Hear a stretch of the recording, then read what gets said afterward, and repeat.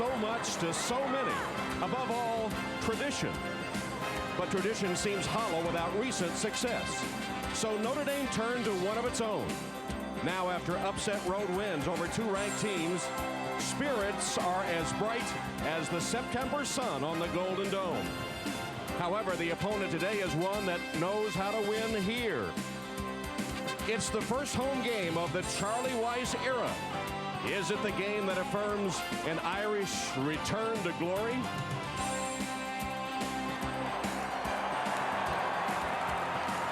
From Notre Dame Stadium, Coca-Cola Classic presents Michigan State against Notre Dame.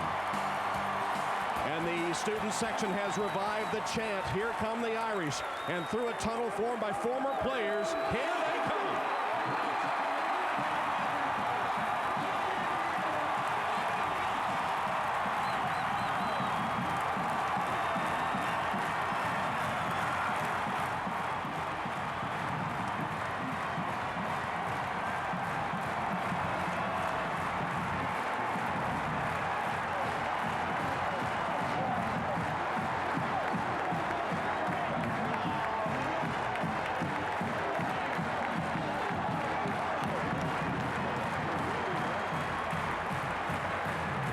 Charlie Weis, who has been saying after this 2-0 start, it's all about the players. Don't pay so much attention to me. He's just about the last one out on the field here, stopping to greet a couple of the former players.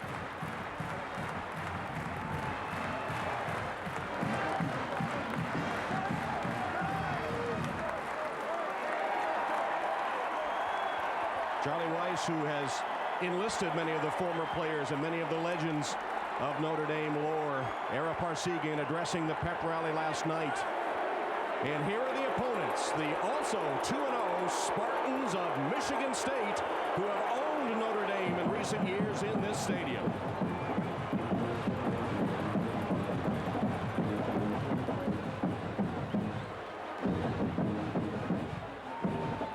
Michigan State and Notre Dame will return to Notre Dame Stadium after these messages from your local NBC station. Back at Notre Dame Stadium prior to Michigan State Notre Dame. Now let's join public address announcer Mike Collins. Ladies and gentlemen, may I have your attention for a very special announcement. For 3 weeks, our nation has witnessed the devastation wrought by Hurricane Katrina. Now, as cleanup efforts begin in earnest, it's time to remember again those whose lives have been destroyed and displaced by this disaster, and to remind ourselves that the work to rebuild New Orleans and other parts of the Gulf Coast has only just begun. Soon, we will take up a collection in the stadium to support that work. But first, everyone, please rise and observe a moment of silence for the victims of Katrina, after which Notre Dame President, Father John Jenkins, will lead us in prayer.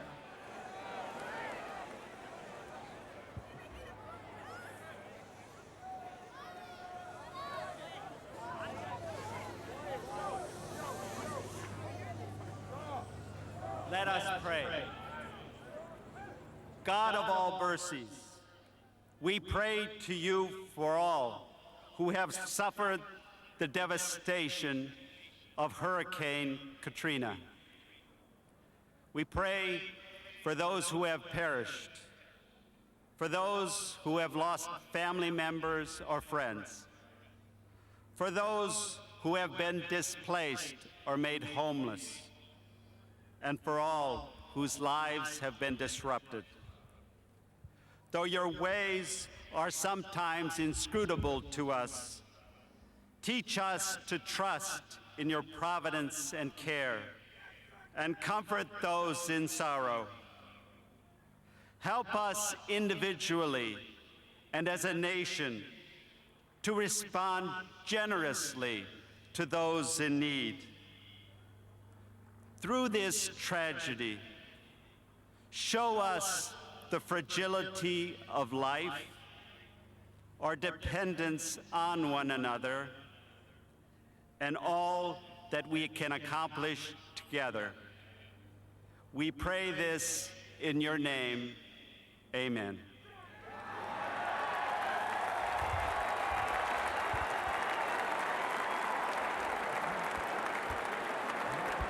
Incoming president of the University of Notre Dame, the Reverend John Jenkins, with a prayer for those affected by Hurricane Katrina, a tragedy that has touched the hearts of us all, and the 80,000 fans here at the stadium today asked to contribute to hurricane relief.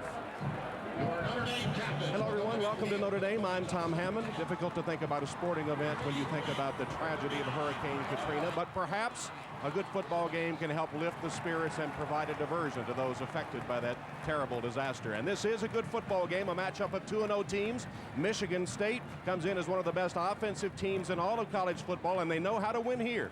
11 times they have won at Notre Dame Stadium, more than any other Irish opponent, including the last 4 in a row. And Notre Dame, well, the fans think the magic is back after wins at Pitt and Michigan. The Irish back in the top 10, ranked number 10 by the Associated Press under new coach Charlie Weis, who came over from the New England Patriots. And he's a very meticulous man. Here he is over 2 hours before game time, checking out the field, checking the wind, the markings on the field. He leaves very little to chance. This is the first time he has been back in Notre Dame Stadium for a regular season game since he was a student here back in 1978.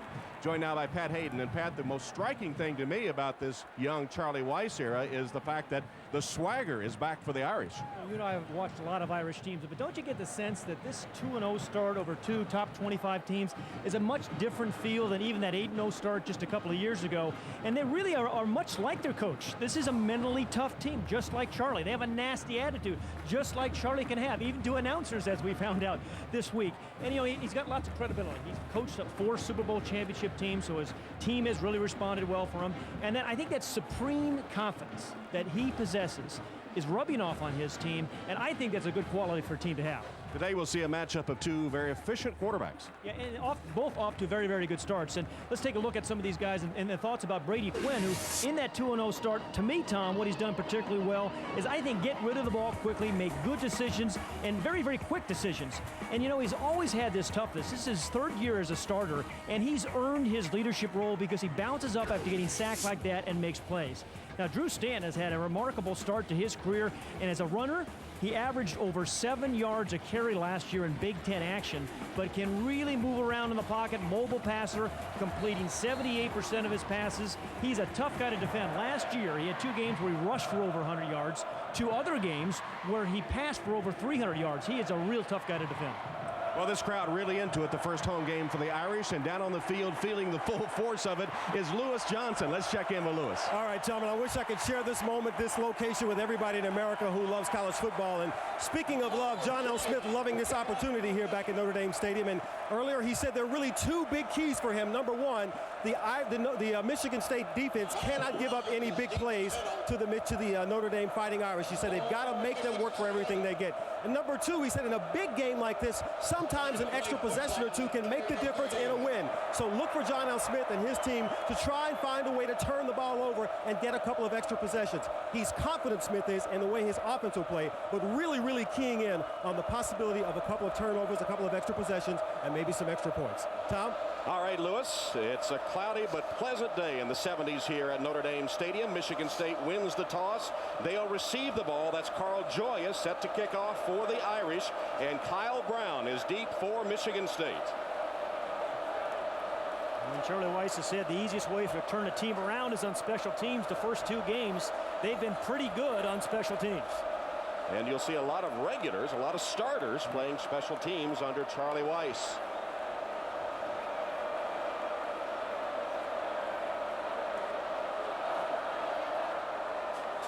Joy is going to check the placement of the ball, give it a good squeeze. It's properly inflated, it certainly looks like it. That's back on the tee. And Kyle Brown, the man set to return for Michigan State, the fastest player on their team. They think he has big play potential in the return game as well as a wide receiver. And Drew Stanton awaiting his turn, the Spartan quarterback. Looks like Joy is ready to go. And the first home game of the Charlie Weis era in play. Kyle Brown from his own 6 Tried to use a blocker, got it back to about the 20-yard line where the special teams of the Irish come up with the stop. And now Michigan State will put it in play from that point behind Drew Stanton, who is the all-time leader in accuracy among Michigan State quarterbacks, 64% career and 78% this year. Our starting lineups brought to you by Adidas. Trannon, a big target at 6'6". Brown, the speedster. Scott Woods, the setback Falkirk in this spread offense, and the big offensive line. If you're not 300 pounds, you need not apply. And this is a good offensive line. Led the Big Ten in rushing last year. And though it's a spread offense, they run very well out of it, but a mix-up.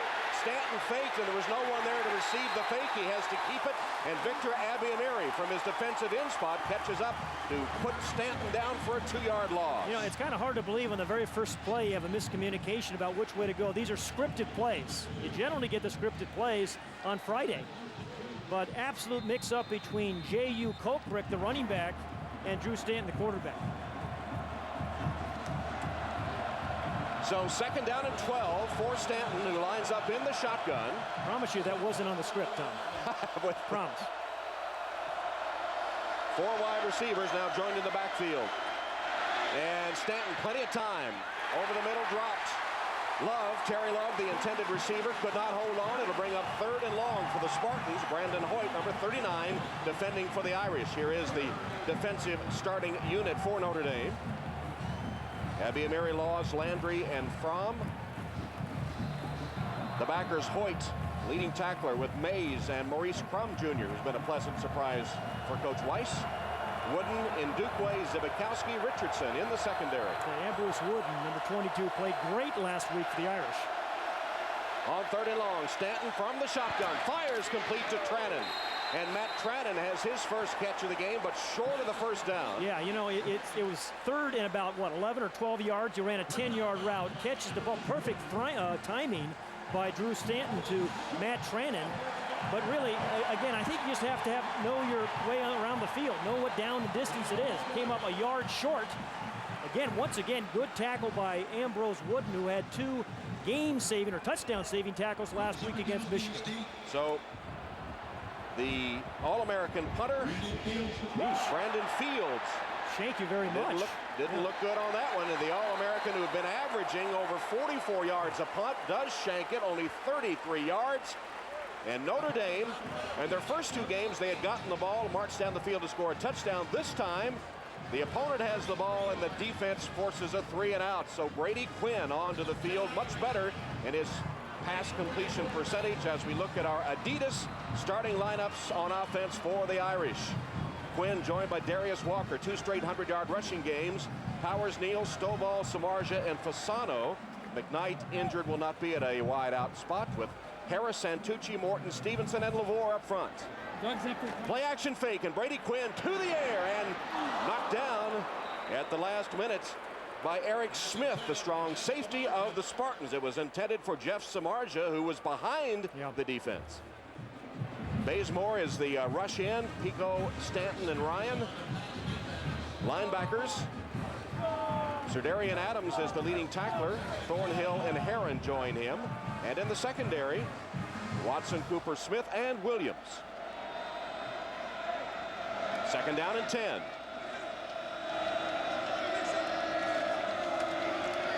Darius Walker thrown for a loss. Back to the 35-yard line by Domata Peko, the native of the American Samoan Islands. Makes a big stop for the Spartans. And, you know, this defense against Hawaii last week, 4 sacks, 3 pressure pass-ups, and then the 1 interception, and a good start here by Peko. You know, this was actually a question mark this year about the Michigan State team. They knew they were going to score a lot of points. Last year they averaged 35 a game with Drew Stanton at quarterback, but have played pretty well. But this is the toughest game they've had. They played Kent State and then Hawaii. Did they get a true test to Notre Dame at home? Fasano in motion. Michigan State failed on a 3rd and long. Now Brady Quinn has a man open and shoots Matt Shelton. Yeah, well, Brady Quinn missed 2 open receivers. Jeff Samardzija, that you mentioned, was open earlier, and then Matt Shelton on a corner route was open that time. And while the Irish have kind of done well this year on offense, scored in their 2 opening drives in the 2 previous games, they don't score in the opening drive here. They've not really thrown the ball down the field much, you know. They've run the ball well, they've thrown it underneath well. This one would have been for 25, Pat, and he had him. Overshot him. Just have to add that element of kind of stretching the field to their arsenal. DJ Fitzpatrick kicking to Kyle Brown. Short. Down at the 30-yard line. Only a 35-yard punt from Fitzpatrick. Well, are the jitters affecting both teams? Not much getting done by the offenses or the punters. Michigan State's ball. Brought to you by Coca-Cola. Make it real. By Volkswagen. On the road of life, there are passengers and there are drivers. And by Adidas One, the world's first intelligent shoe. Hope you're enjoying today's game in high definition. Tom Hammond, Pat Hayden, Lewis Johnson in high def. Ouch. From Notre Dame Stadium. You do see every pour, don't you? First and 10, Spartans, their second possession after a 3-and-out on their opening drive. Stanton, the short drop, fires, almost intercepted, but caught by Jeremy Scott. And Scott makes a big gain into Irish territory for 23 yards, down just shy of the 45 of Notre Dame, caught from behind by Maurice Crum. That was going to be a big play either way, Tom. And Duke Way, number 18, almost picks this off. But Jeremy Scott does a great job of cutting off the route, catching the ball, and then turning upfield. But that route was jumped by Ndukwe, and Jeremy Scott is their slot receiver and Drew Stanton's favorite receiver. Roommates and good friends off the field. It carries over to their on-field play. Paul Crick with his first carry. About 3 tough yards, maybe 4. And that's before what Abby Amiri makes the tackle. Excuse me. That's what they want from Colquitt, those tough yards. That's the adjective you used. He's 6 feet, 245 pounds. Last year he had kind of an up and down year. They said he was bouncing around too much, and so in the offseason they sat him down and they watched tape of Jerome Bettis and said, that's how we want you to run. Just north and south. He's had a pretty good first 2 games. Coach John L. Smith told us that he was a power runner that thought he was a scat back. Yeah. They tried to change that. 4 wide receivers. Brown was in motion. Here's Stanton in the pocket. Fires for Brown. He has it down to the 15-yard line. Still churning away before he's gang tackled by the Irish. Kyle Brown with a big reception from Stanton. And did you see how Stanton stood in the pocket there, Tom? Remember the coaching staff was saying that last year he would have run. If something's not open right away, he would have run. So in spring practice, when he was injured, they would not let him run during spring practice. They made him to hang in the pocket, and they made him kind of go through his progressions. And then something I think you're going to see here late in the year, all year long, number 9, Zibikowski, trying to strip the ball. He did once last year against Michigan State and returned it for 75 yards. But Drew Stanton really hung in the pocket. 28-yard gain. Stanton, who made his presence known in the second half of a loss to Notre Dame and East Lansing last year. Flag is down, the first flag of the game. He was talking to us this week, and he said, I'm just letting the offense work for me. False start. Offense, number 89, 5-yard penalty. The down remains first. Dave Whitfolks is the referee for today's game, representing this Big Ten Conference crew. And in case you're wondering, yes, instant replay is in effect. The Big Ten system, the visiting team has the right to agree to it. Michigan State did, so. Well, they got it right. Replay got it right twice last week in the Notre Dame-Michigan game. First down and 15 after the 5-yard step off. Stanton for the end zone. And Trannon makes the catch for the touchdown. Matt Trannon, that 6'6" target, catches it from Stanton, and the Spartans score first. An 82-yard drive on which Matt Stanton hit 4 of his 5 passes. Dave Baldwin, the offensive coordinator, was talking this week about Matt Trannon, and to some people, some Michigan State fans, it's taken way too long for him to emerge, but he said, you know what? He's finally becoming a wide receiver, not just a basketball player. He does play on the Spartan basketball team as a rebounder, primarily gets about 15 minutes a game. What a nice route, what a nice catch, and what a weapon when a guy is 6'6". And the extra point attempt from John Goss, who has hit all 8 of his chances this season. Goss kicks it up and sneaks it through the upright. And Michigan State, thanks to the catch by Trannon from Stanton, takes a 7-0 lead. Yeah, you know, he had only had 2 touchdowns in the prior 3 years, 2 touchdown catches. He has 2 this year. A perfect throw, and then the nice catch by Matt Trannon. And what a delight of Drew Stanton. Celebrates his 6th touchdown pass of the season. 7-0 Spartans. 7-0 Spartans after an 82-yard drive, and Notre Dame has not been behind much this season. They gave up an opening drive touchdown to Pitt. That's been the only time they've trailed. John L. Smith and the Spartans get Drew Stanton untracked. He hits Trannon for the touchdown, and Charlie Weiss finds himself down 7. Fields with the kickoff, squibs it. Picked up by Harris, fighting his way to the 30-yard line. You know, sometimes, we'll take another look at the touchdown, sometimes it's just a good offensive play. I don't think this was necessarily poorly played by the defense, but there's number 6, Matt Trannon. He's going to run a post pattern. They really have kind of a bracket coverage on him by those 2 Notre Dame defensive backs. But then when you're 6'6", you just throw it right over the top. And there it is. Put it right where only Trannon could catch it. Horse pass defense was a big question mark for the Irish coming into this season. Stanton burns them there. So Brady Quinn, who has not been sharp second half at Michigan, or first series here, finds his receiver Stovall. Stovall with a first down catch to the 45, a gain of 15. So a first down for the Irish. Today's 1st and 10 line brought to you by Xerox. You know, you've mentioned in Michigan State's success here. Charlie Weiss was saying to us yesterday, you know, this is a dangerous Michigan State team because, you know, they have no fear about coming in here and playing at Notre Dame Stadium. Won 4 straight here. And 11 overall, more than any other Notre Dame opponent. That might surprise a lot of people. Darius Walker dancing his way forward. Eric Smith leads the Spartan charge. They were ready for Walker. He got about 3 or 4 tough yards right there, but he's been off to a sensational start. He comes in with 2 straight 100-yard rushing games and tied for leading receiver honors so far this season. And you know, if Job were a running back, it'd be Darius Walker. I mean, he is so patient. He just kind of waits and waits and waits, and then he spurts when he has to. Very, very patient runner. 2nd and 6. Schwab in at fullback, and they hand it to him. The freshman, who has rapidly become one of Charlie Weiss's favorites, tough as nails, he says, gets a yard inside to Michigan State territory before he's knocked down by Michael Bazemore. Well, would Charlie Weiss say, hey, this guy doesn't act like a freshman? He's a little gimpy as he leaves the field. Strongest guy on the team. Freshman from Hartford, Connecticut, 6 foot, 250 pounds. That was his 5th carry of the season. 2004 Connecticut High School Player of the Year. Graduated in the top 5 of his high school class. Kind of a classic Notre Dame guy. 3rd down. Quinn, swing pass to Walker. Walker goes one-on-one and dives forward. Looks to be just short of the first down. David Herron Jr. tackling Walker. Well, Charlie Weiss is going to go for it, interestingly enough, or try to draw him off sides in the count. They're just about a half-yard shy of the needed yardage for the first down. You know, he's reputed to be a terrific play caller in the way he sequences plays. And you know, as a head coach, these are decisions you generally don't make as the offensive coordinator.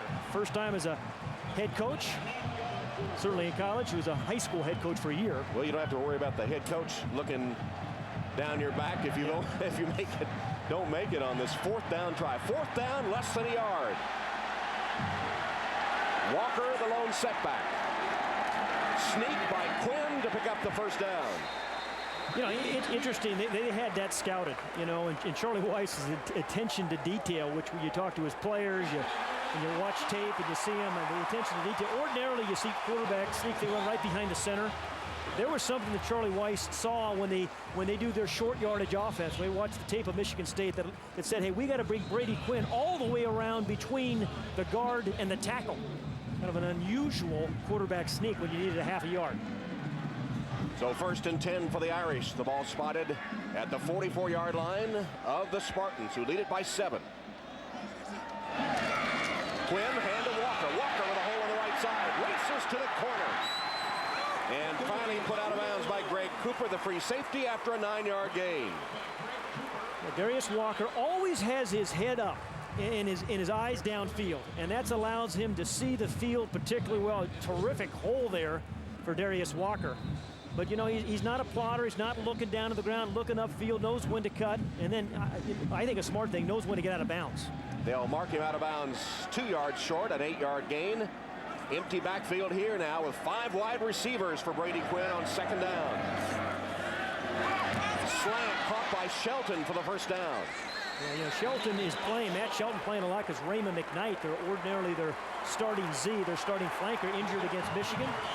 And Matt Shelton recovering from a knee injury as well, still wearing a brace on his right knee. Only his second catch of the season, played against Michigan last week, caught 1 pass. Yeah, he caught 3 passes last year against Michigan State for 123 yards.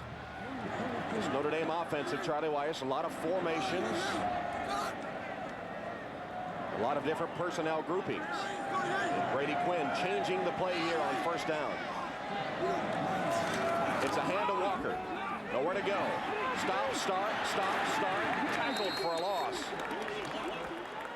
Eric Smith, number 36, the strong safety, made a really nice play on Darius Walker. And Eric Smith has played particularly well against Notre Dame. Had 19 tackles last year. And over the last 2 seasons, you see the 31 tackles, a couple of sacks. Just really, you know, a guy that just a very, very good open field tackler. When you have Darius Walker in that open field, which you just did, it's hard to do. You got it down. Domata Peko got a piece of the tackle, too, as they were ready for Walker. And it's a loss of 1. Now the flag comes down. It's going to be against the Irish for illegal procedure, I think. False start. False start, offense. Number 73, 5 yards. The down remains second. Mark Lavore, false start on this veteran Irish offensive line. The inside players, guard and center.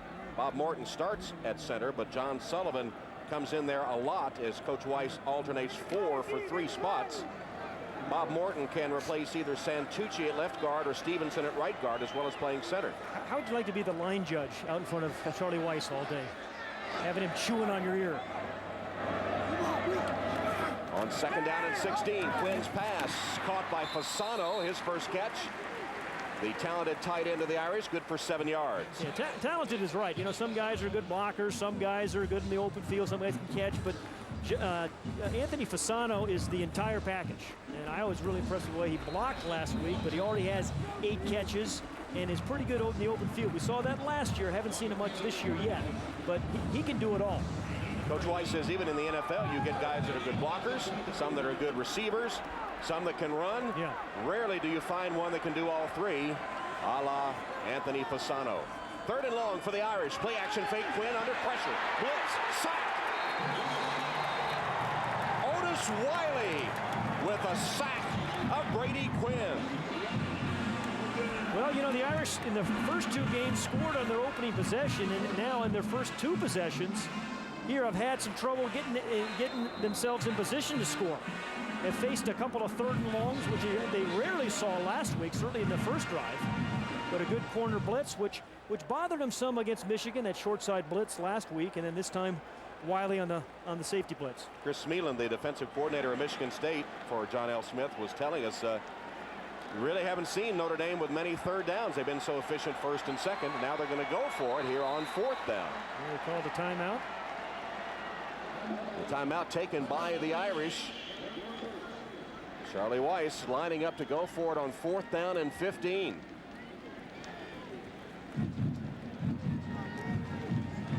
Brady Quinn over to the sideline to talk to his coach. So will the Irish go for it? 4th and long, 6 minutes to go first quarter. They trail by 7. Before they called timeout, they were lined up to go for it. 4th and 15. They didn't change their mind. Charlie Weiss is going for it. And this is Matt Shelton down here, their fastest receiver. Quinn under pressure, being chased and has to unload it. It is caught by Stovall. How in the world did he find Maurice Stovall running for his life? It's good for 17 yards and a critical conversion on 4th and long. You know, and give Brady Quinn some credit. You know, you say he's off to a tough start, not throwing the ball particularly accurately, but hanging in there, always always keeping his eyes downfield, never looking at the rush, just staying alive, and then finding Maurice Stovall, who does a nice tap dance on the sideline. Charlie Weiss said Stovall due to break out. He has 2 catches for 32 yards to open this game. Darius Walker hit at the line of scrimmage, falls forward for a couple. Tough to run against the Spartans today. Tackle that time by Brandon McKinney. Here's, watch his eyes. Brady Quinn's eyes, not worried about that rush. That wasn't a throw, that was a heave, Tom. Just kind of heaved that one and found Maurice Stovall, who seems to, in his senior years last year, really making more plays than he has the last couple of seasons. Meanwhile, the Spartans have bottled up Darius Walker, and Brady Quinn, after missing his first 2, has connected on 5 in a row. I formation this time with Powers Neal, the fullback, and Walker, the tailback. Fake to him. Quinn still has it. Fires to the end zone. Touchdown, Jeff Samardzija. That's his 3rd touchdown catch of the young season. Samardzija from 18 yards. Brady Quinn finds him for the score. And how about Charlie Weiss's decisions? He's gone for it twice on 4th down. Once on 4th and 15, which they convert on a great play by Brady Quinn to Maurice Stovall. Then a really wonderful play-action fake there by Brady Quinn, and drills the ball to Samardzija. Fitzpatrick for the extra point. It's good. He's perfect this season, now 9 for 9. If you're throwing the ball over the middle of the field in particular, Tom, the play-action fake is much more effective. If you throw the ball to the outside, it's not that big a deal. But right there over the middle, over the top to Jeff Samardzija, who made a great catch against Pitt for a touchdown. And then remember that tip ball last week against Michigan, where he kind of hung in there? This is a little bit more conventional. A little square in by Samardzija, who catches his 3rd. And Brady Quinn with his 31st touchdown pass in a Notre Dame uniform. Notre Dame, after a drive that featured 2 4th down conversions, one of them 4th and 15, have tied the Spartans 7-7. And Brady Quinn with his 31st touchdown pass, that moves him into a tie with Joe Theismann for 4th on the all-time Irish list. Pretty aggressive play calling by Charlie Weiss, huh, Tom? Well, the 4th and 15. 4th and 15 was an eye-opener. Carl Joya kicks to Kyle Brown. Taken by one of the up men and down the sideline by Jeremy Scott. And Scott with a pretty nice return crosses the 30-yard line as Quinn celebrates that milestone. Let's see how it happened, Pat. Let's go back to that last day. Good design, Tom, really, because I want you to watch 2 guys. There's the tight end, Fasano, but here, this is Samardzija. He gets tied up. The tight end ties up him and allows Samardzija to run cleanly behind him. So there's nobody in center field. The tight end occupies the strong safety right down here, and then Samardzija behind him has a clean shot. Javon Ringer joins Stanton in the backfield. Stanton from the shotgun. 1st down play. Stanton chased from the pocket. He's a good runner.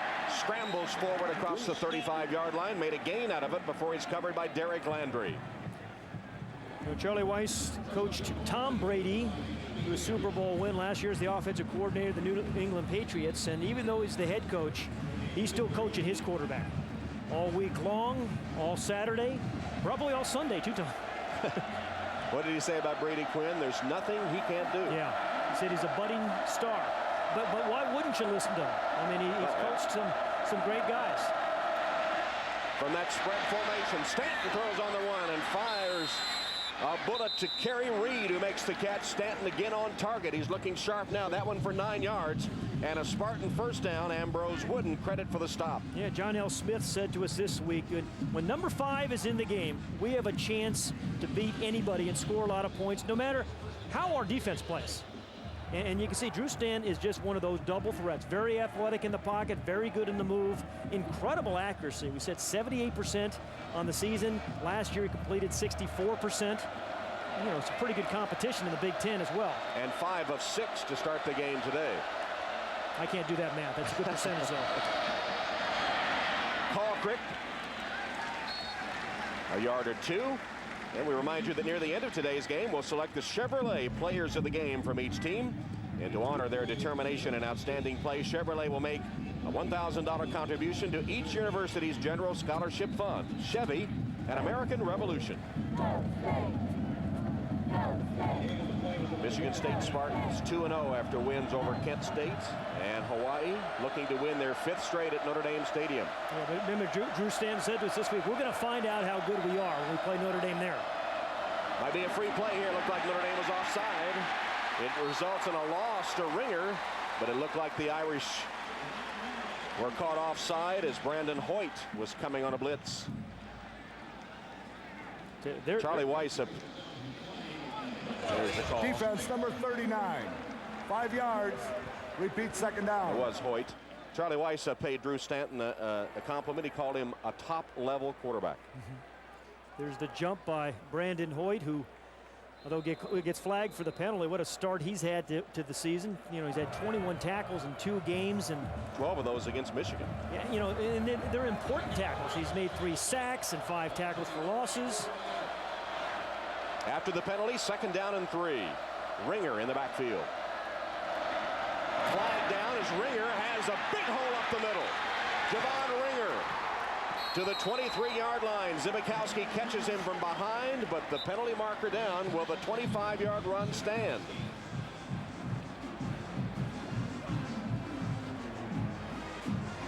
Offside. Defense number 95. The penalty is declined.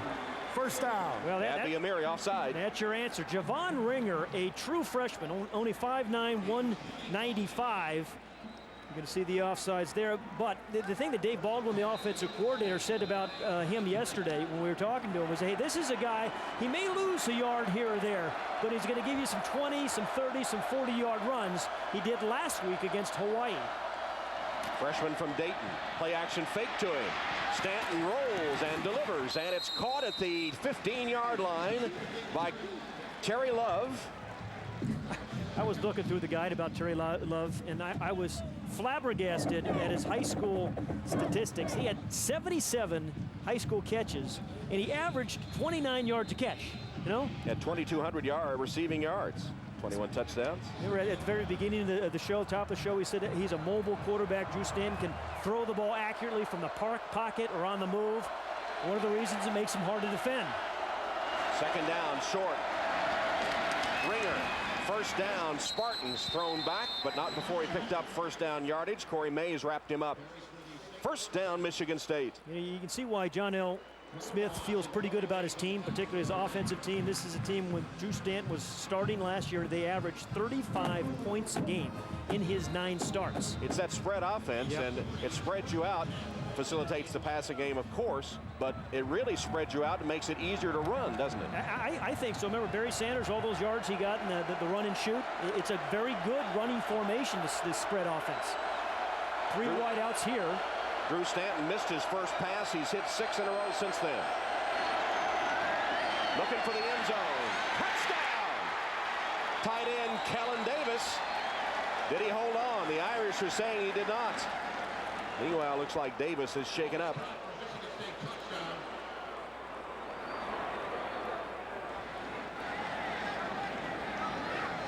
Kellen Davis, 6'6". That's the 2nd time Stanton has looked for a tall receiver in the end zone. First time it was Trannon, this time Davis. They're both 6'6". Yeah, Kellen Davis emerging as a one of those down the field tight ends, had 1 prior catch for 20 yards, and that time he caught the ball. I thought he possessed it. I thought I saw the signal, but boy, he took a shot from one of the Irish linebackers. It's the first career touchdown for the sophomore from Adrian, Michigan. An All-American at Adrian High School before coming to East Lansing. We were talking to the coaching staff this week about him. He said, hey, this guy gives us big play capability in the middle of the field. Kellen's brother Josh Freeman also played for the Spartans.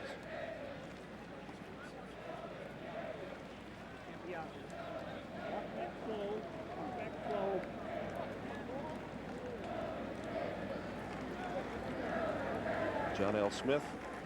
As his teammates look at Kellen Davis, still down in the end zone. Well, 2 efficient drives by his offense. And Drew Stanton has been remarkably accurate, 7 of 8 and 110 yards and 2 touchdowns now. Yeah, he missed his first one, maybe a little jitters, and then on target since, both on the run and from the pocket. And it looks like they have a good combination type backs in the big guy, Kulkrick, number 30, and then the darter, Javon Ringer.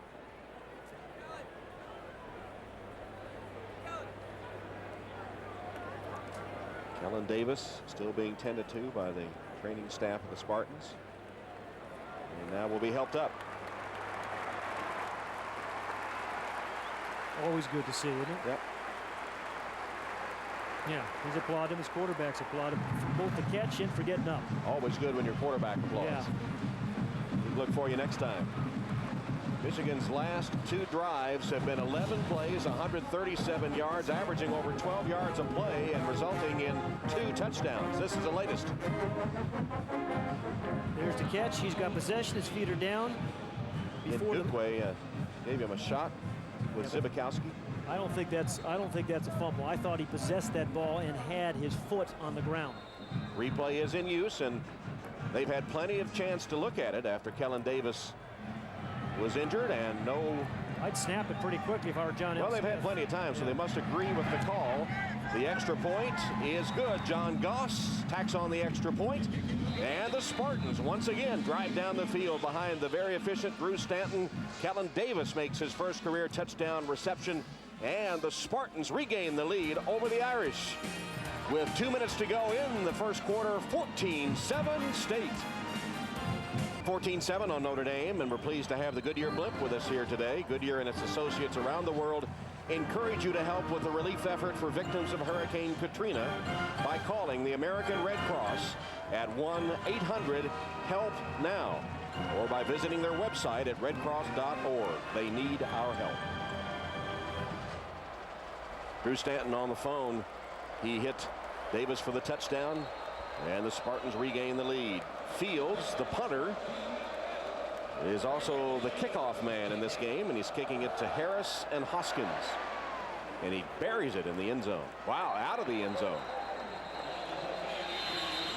So on the touchback, Notre Dame will take over at the 20, and again, they find themselves down 7. Yeah, another look at the touchdown by Kellen Davis, catching the ball in traffic, taking a shot.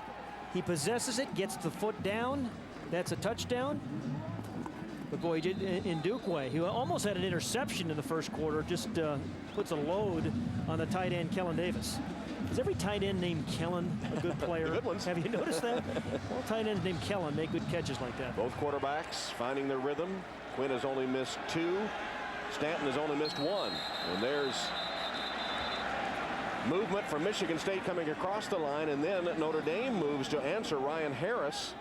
They were just shifting to realign. It looks like Ball that start. one. Number 68. It's going to be on Harris. 5 yards. The down remains first. Yeah, the tight end's allowed to move, but the tackle's not. But what about when the defense comes across the line? I mean, that to me is a fine point after the defender comes across. Well, it's happened at least twice right now. Yeah, twice.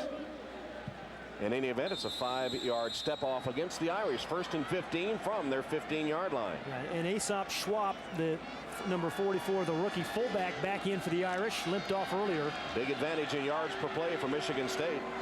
Well, they've been averaging over 7 yards per play coming into today's game. Brady Quinn has hit his last 6 pass attempts. Play action. Going for it, and a diving catch made by Fasano. Fasano lays out for 12 yards. I tell you, talk about a security blanket for a quarterback. Anthony Fasano is that for Brady Quinn. And just growing confidence. You saw the way Brady Quinn really kind of scanned the field. There, yeah. Looked left, nothing there. Came back to his right. Good protection allowed him to do it. He's got two good receiving tight ends in Fasano and then John Carlson that Coach Weiss was raving about yesterday. 13-yard gain. It's 2nd and 2.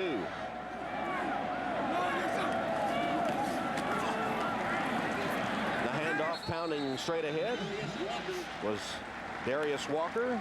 Serdarian Adams makes the stop for Michigan State. Excuse me, Serdarian Adams for Michigan State plays what they call that bandit position, and the coach was saying he's going to have a big game. Played well as in the pass defense, but really needed him close to the line of scrimmage. Serdarian Adams. 8 and 3 in the last play. 1st and 10 Notre Dame. So a 3-yard gain for Darius Walker. And a 1st down for the Irish at their own 30-yard line. inside the final minute of the opening quarter. Quinn under pressure. Almost intercepted a diving attempt made, swapped the intended receiver, and David Herron made a diving attempt.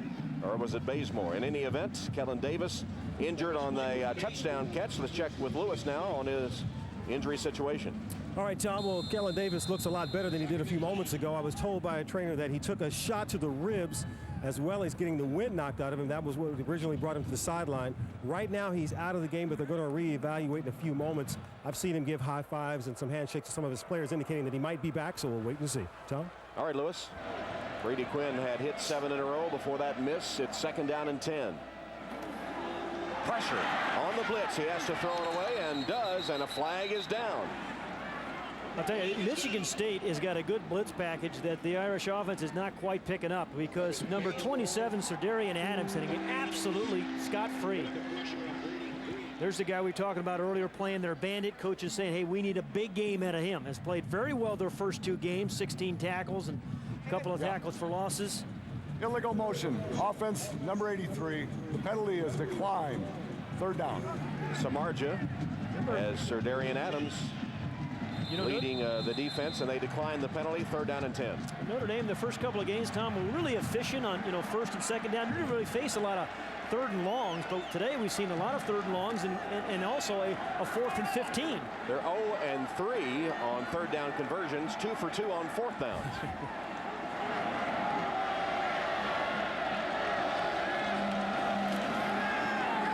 Brady Quinn throws a screen to Walker.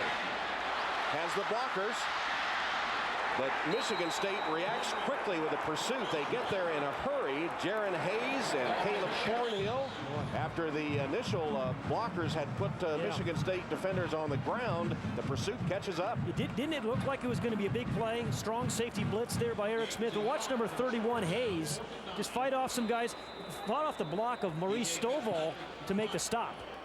That's a heck of a tackle by Jaron Hayes. DJ Fitzpatrick to punt. He's averaged 42 yards a punt this season, and they blocked it.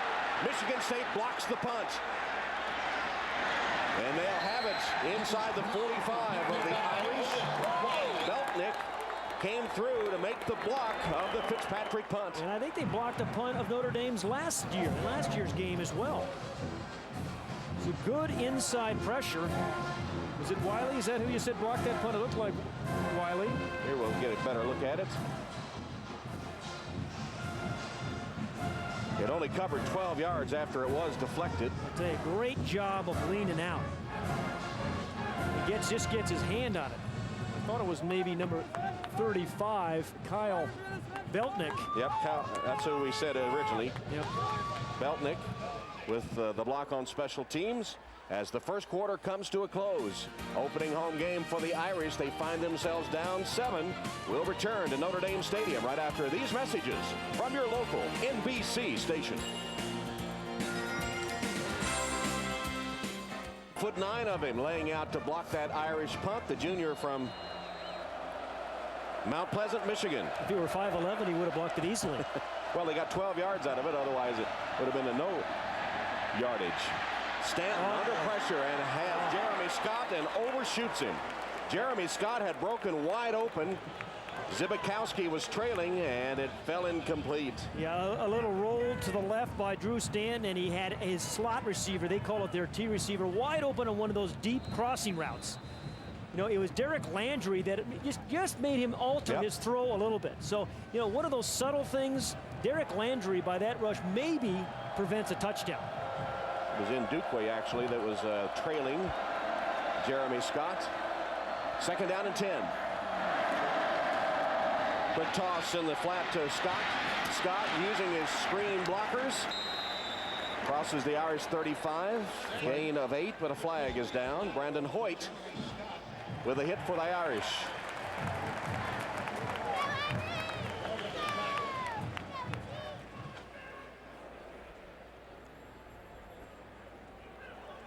During the play, holding, offense number 89, 10 yards from the spot of the foul. Repeat, 2nd down. Ryan Woods, the tight end, puts the John L. Smith coach Spartans back. the costly penalties so far have been against Weiss and the Irish. That one goes against the Spartans. Javon Ringer, the freshman tailback, back in. He's had 2 carries for 28 yards. Gives him a lot of quickness on inside runs. He flanks Stanton, who's in the shotgun. Rubs his pad. That means he's ready to receive the ball from his center. And they try a little razzle-dazzle, and it goes awry. Back to the 50-yard line. Another loss of 3 as they did a quick toss and then a pitch back.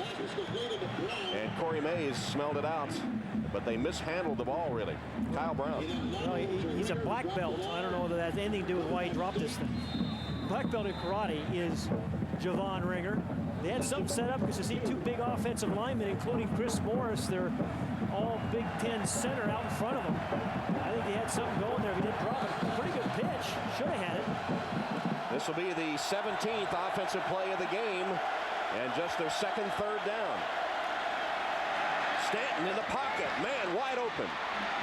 It's Terry Love, who's still on his feet.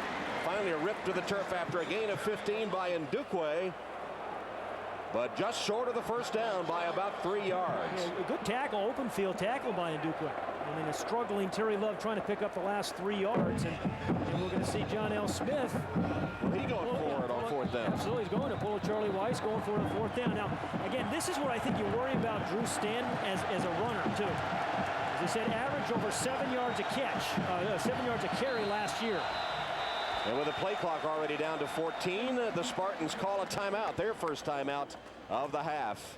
Facing a 4th down and 3, will John L. Smith still go for it? We'll find out when we return to Notre Dame Stadium. 14-7 game. Notre Dame football is brought to you by Gatorade Thirst Quencher. Gatorade, is it in you? By Xerox, helping your business grow with technology, document management, and consulting services. And by McDonald's. Notre Dame football presented to you by Coca-Cola Classic.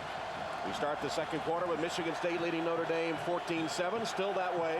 Just a couple of minutes into the quarter now, and Michigan State lined up to go for it on 4th down and 3. Yeah, empty backfield, oftentimes the quarterback draw. Stanton rolling. The pocket protection rolls with him. Flag is down as he has to throw it downfield. It's intercepted. Intercepted by Ndukwe. And Ndukwe takes it back to the 34, 13-yard return, tackled by Stephon Wheeler. We'll check the penalty marker. Holding during the run. Number 51 offense. At penalties decline. First down. So on 4th down, the interception by Ndukwe, his first of the season. You know, it almost ends up just like an incomplete pass. If they'd have knocked it down, it would have been the same result. Yeah, absolutely. The ball is pretty much in the same position. But Drew Stanton on 4th down does what he should do. You've got to get rid of the ball. And I'll tell you, Ndukwe is emerging as a pretty good free safety. Remember, this is a guy that his first year on defense came as a wide receiver and played some special teams, but now playing his best game thus far this year as a free safety. Notre Dame takes over at the Irish 34, trailing by 7. Walker in the backfield. 3 wide receivers. Here's Darius Walker. Spun around and his knee was down. Another loss for Walker, who is averaging less than 2 yards a carry. Clifton Ryan got penetration in the backfield, and the Spartan defense certainly set up to prevent a 100-yard rushing game today by Darius Walker. Well, he only has 12 yards on 7 carries, and what you're getting from that defensive front is some pretty good penetration, that time by Clifton Ryan. He plays what they call their stud defensive end. He kind of lines up over the tight end a lot and got a lot of penetration against Darius Walker. He's the guy right down here. Fake to Walker. Quinn throwing back with a flag down, and Walker can't handle it. Incomplete. Another flag comes flying. Yeah, I think Clifton Ryan got held on that one. We were just talking about him playing that stud defensive end. Play before, he made the nice tackle on Darius Walker.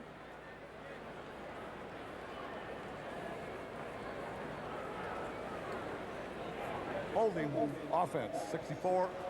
Penalty is 10 yards from the previous spot. Repeat, second down. Maybe got the offensive maybe number 74, wrong. Yeah, huh, Stevenson? I think it was, but it really was Clifton Ryan, number 92 for Michigan State, who's made 2 successive good plays. That'll put the ball back at the Irish 24-yard line, and they'll have 2nd down and 20 coming up. They have faced more long yardage situations in the first half today than they have all season prior to this. You know, in the opening game against Pitt, they were a pretty good screen team. They didn't have as much success last week against Michigan on screens. There's the fake to Walker, and Quinn finds his tight end Fasano upended just short of the first down by a couple of yards. Gain of 19 for the Irish. Jaron Hayes knocked his feet out, upended the big tight end, but he held on. And you can see what a weapon he is, Anthony Fasano. You know, he catches the short ones the first couple of weeks. Now they're getting the ball down to him downfield. Doesn't have to be a perfect throw for him because he's got a big frame. He can stretch the strike zone for the quarterback. Nice strong catch. His 3rd reception for 40 yards. You see the average to go on 3rd downs. It's been different today. And it's Schwab, the freshman fullback. 250 pounds. Pounds ahead and picks up the first down on 3rd and short.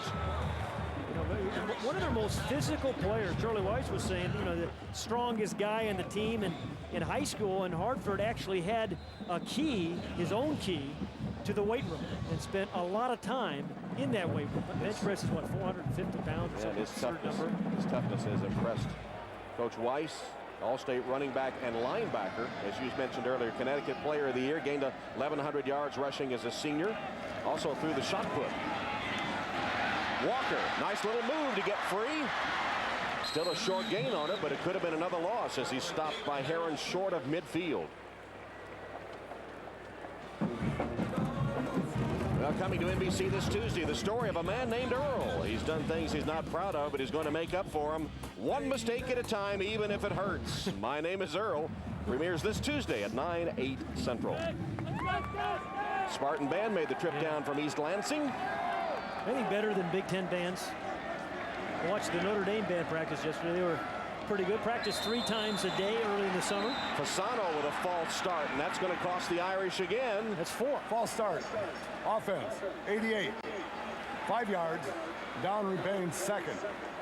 What a day Friday Charlie Weiss had, starting at 4:45. But what do you do at 4:45? Got a haircut. How about his poor barber?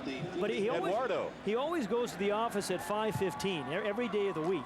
But you know, on Friday yesterday needed a haircut, he said, so he got Eduardo to come in a little bit early. It was a 4:45. He must have been a little green to convince Eduardo to come that early. Yeah. 5th penalty against Notre Dame for 30 yards. So 2nd and 12. Quinn sets up the screen and throws it over the head of Walker. You know, and then after the haircut, I couldn't believe it. He said he went out to watch the freshmen practice at 5:30 in the morning. So he has the haircut at 4:45, then the freshman at 5:30, and then at 6 o'clock in the morning he had one of his players in the doghouse come in and talk to him. And then he, as he called it, then he has to do the dog and pony show. I'd hate to be in his doghouse, by the way. Yeah, Then he did the luncheon, and then he talked to the NBC guys. That was probably his least favorite thing of the day. He's and tough then to the on pep rally, and then to the hotel where he had the team. A busy Friday for Coach Weiss. Another 3rd and long for the Irish. Brady Quinn has Stovall. He grabs it for the first down. Another big play to Maurice Stovall. That's right. That's 3 good plays by Maurice Stovall. Fantastic protection for Brady Quinn. And then watch the eyes in the sense of Brady Quinn. Nothing is left. Nothing over the middle. Finally, he sees Maurice Stovall on the right. But, you know, you can't survey the field like that unless you're getting great protection. 6'5", Stovall goes up to snatch it out of the air. A first down after a 23-yard gain. You know, and he's beginning to emerge. You know, Tom, we saw last year, you know, Maurice Stovall just didn't quite make the plays everybody was expecting of a 6'5" receiver, but lost 15 pounds and looks a lot better. First down, blitz picked up. Pass for Stovall. Incomplete, broken up. Jaron Hayes, number 31, made a nice athletic play. But back-to-back attempts to Maurice Stovall, whose confidence clearly is growing. I think his confidence was shot a year ago, but Maurice Stovall has made some nice plays. But that man, number 31, Jaron Hayes, tips the ball out with his left hand. It's about as good as it gets, doesn't it, for a defensive back? Nice play by Hayes, the senior from Lebanon, Pennsylvania. So it's 2nd down and 10 from the Spartan 33. There's Hayes who made that play.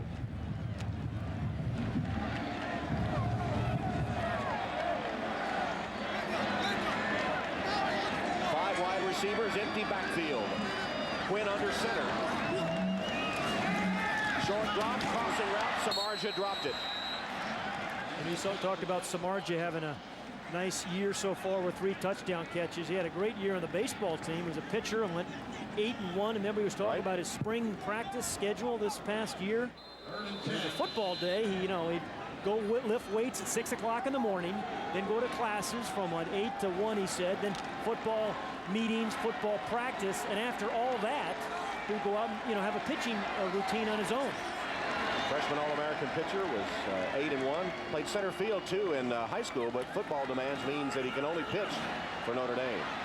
Quinn chased from the pocket, going to tuck it under and duck out of bounds around the 30-yard line.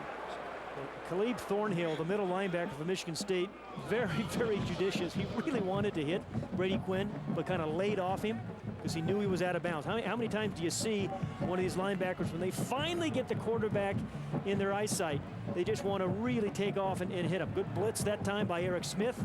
Said had a couple of sacks against them. You see Thornhill, 43, just kind of lays off. Caleb Thornhill, whose dad and brother both played for the Spartans. On 4th down and 7, it'll be a field goal attempt by Fitzpatrick of 48 yards. His only attempt this year was good from 43. Fitzpatrick sends it on its way. And it is good. Well, DJ Fitzpatrick is a pretty good weapon for the Irish as a punter and as a kicker. That one good for 3 points. A 48-yarder by Fitzpatrick. It's a 4-point Michigan State lead. 9:49, second quarter. Michigan State leading Notre Dame 14-10 after Fitzpatrick of Notre Dame just kicked a 48-yard field goal. Second longest field goal of his career. He did have a 50-yarder back in 2003. Joya to Brown. That's Brown awaiting the kick. Standing at his 5-yard line.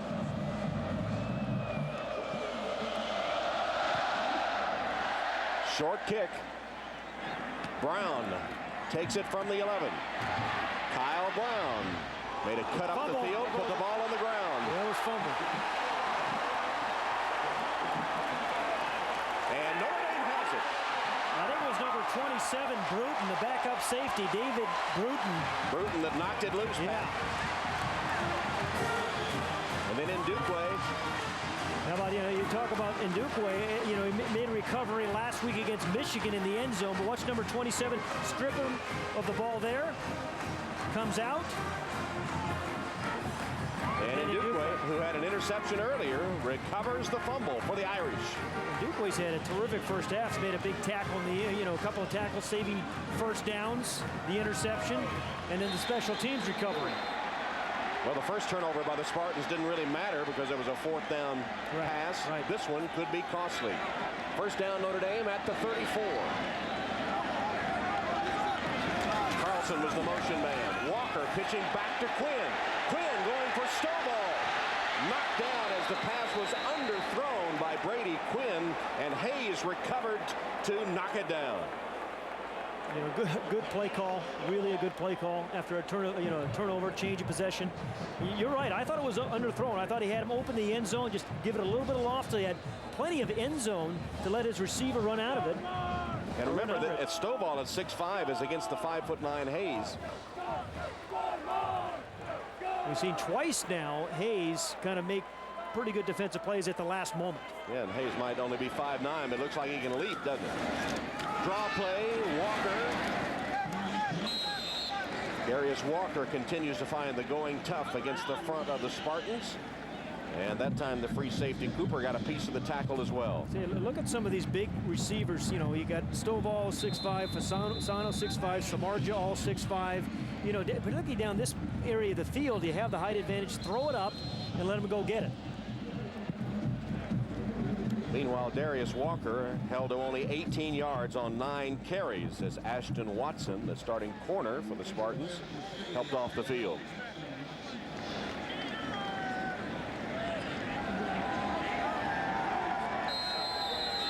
So Notre Dame facing another 3rd and long, 3rd down and 7. The ball spotted at the 31-yard line of the Spartans after the fumble recovery by Notre Dame.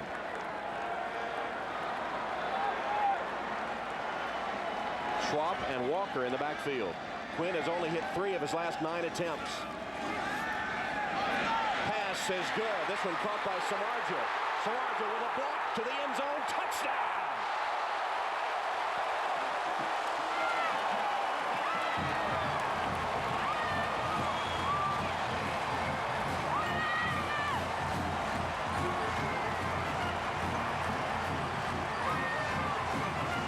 Well, you know, Tom, you always talk about the throw and the catch, but there's a pretty good blocks by Fasano and even earlier by Aesop Schwab.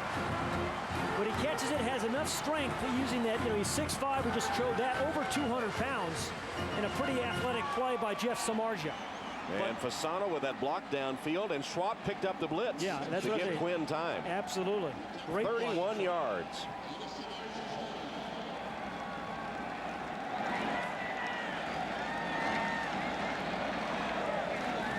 And Fitzpatrick will attempt the point after. Second touchdown of the day for Jeff Samardzija. It's 4th on the year.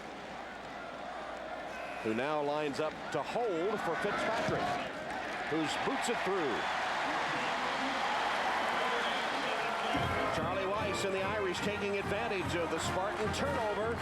They convert on 3rd down for Samardzija's second touchdown. Schwab picks up the blitz. Quinn fires.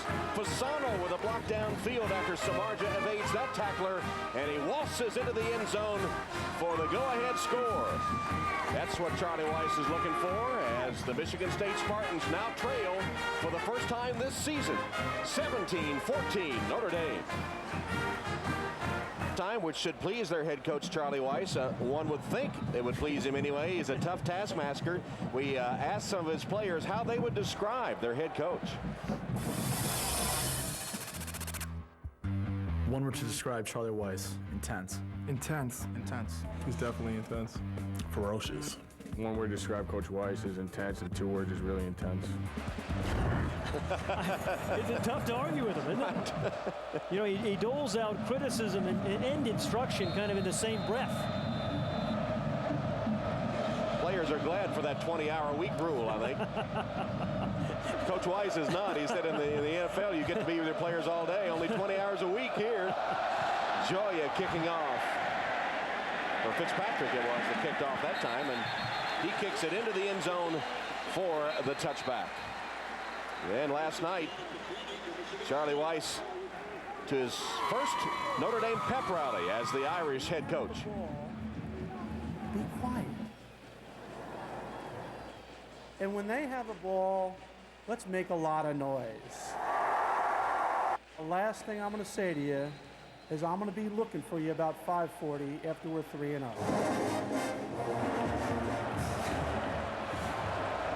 Well, they've just taken the lead for the first time, and Coach Weiss at his first pep rally had Ara Parsegan address the pep rally, which put a charge into everyone, an emotional. And one thing he has done is Jeremy Scott has thrown back. One thing that Coach Weiss has done is sort of wake up the echoes. He's called some of the Irish greats to come back. When he just took over, he had the players watch the movie Rudy, and watching in the back of the room was the real Rudy, who came to address the team for the first time ever. Well, it isn't yet, you know, 17th century Dutch tulip mania, but there's some people that are pretty excited about his start here. Getting a test today from the Spartans of Michigan State, who also come in 2-0. Drew Stanton stands in the pocket. Under the rush, he escapes, rolls to the right, and he's got a lot of daylight. Stanton ducks out of bounds after picking up the first down, chased by Maurice Crum, and then a flag for a hit out of bounds. Well, we said how mobile he is. He's thrown the ball well today on the run. Thrown the ball well. That's his real first scramble where he's actually gained some yards, but very effective a year ago. After the play, personal foul, late hit, number 40 on the defense, 15 yards, first down. You know, he had 2 games last year where he rushed for over 100 yards. Nothing there, just kind of avoids the blitz of Brandon Hoyt. If Brandon Hoyt doesn't leave his feet, I think he tackles Drew Stanton. And then the late hit out of bounds by Maurice Crum.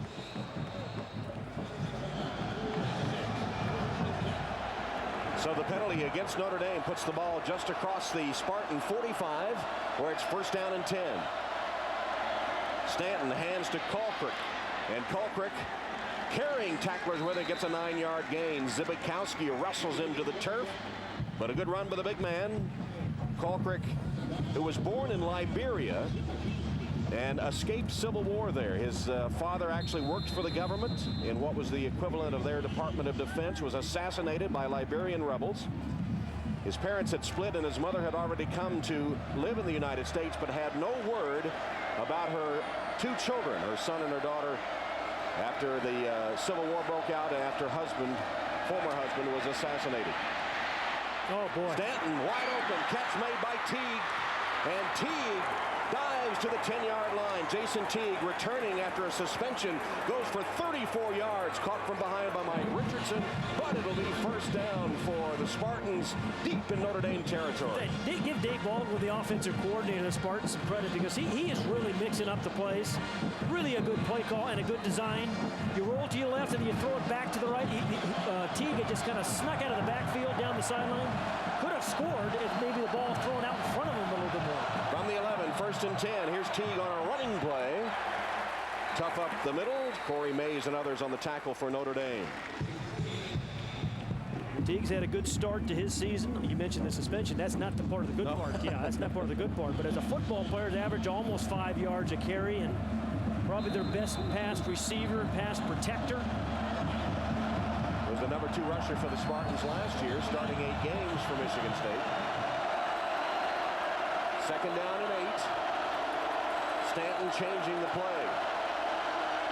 Going to line up in the shotgun now. He has Teague to his side. There's the draw. Quarterback draw. Stanton pounds it to the 5-yard line. Zibikowski comes up from the strong safety spot, puts the hit on Stanton, and now it's going to be third down. They can't make a first down without scoring.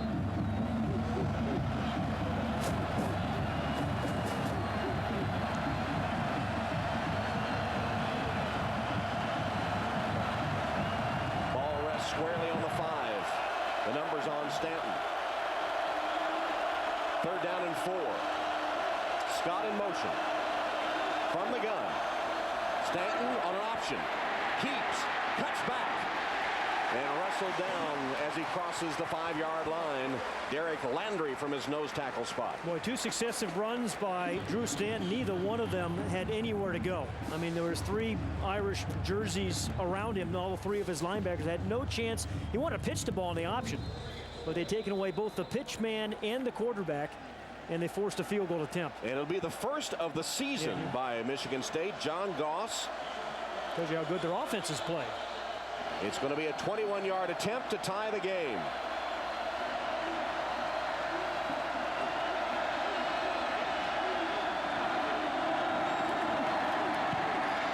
Goss puts it up, and it is good. So Michigan State, John L. Smith and the Spartans find themselves trailing for the first time, come right back to knot it at 17. Notre Dame football is brought to you by Chase. Chase is built around the choices you make. Your choice, your Chase.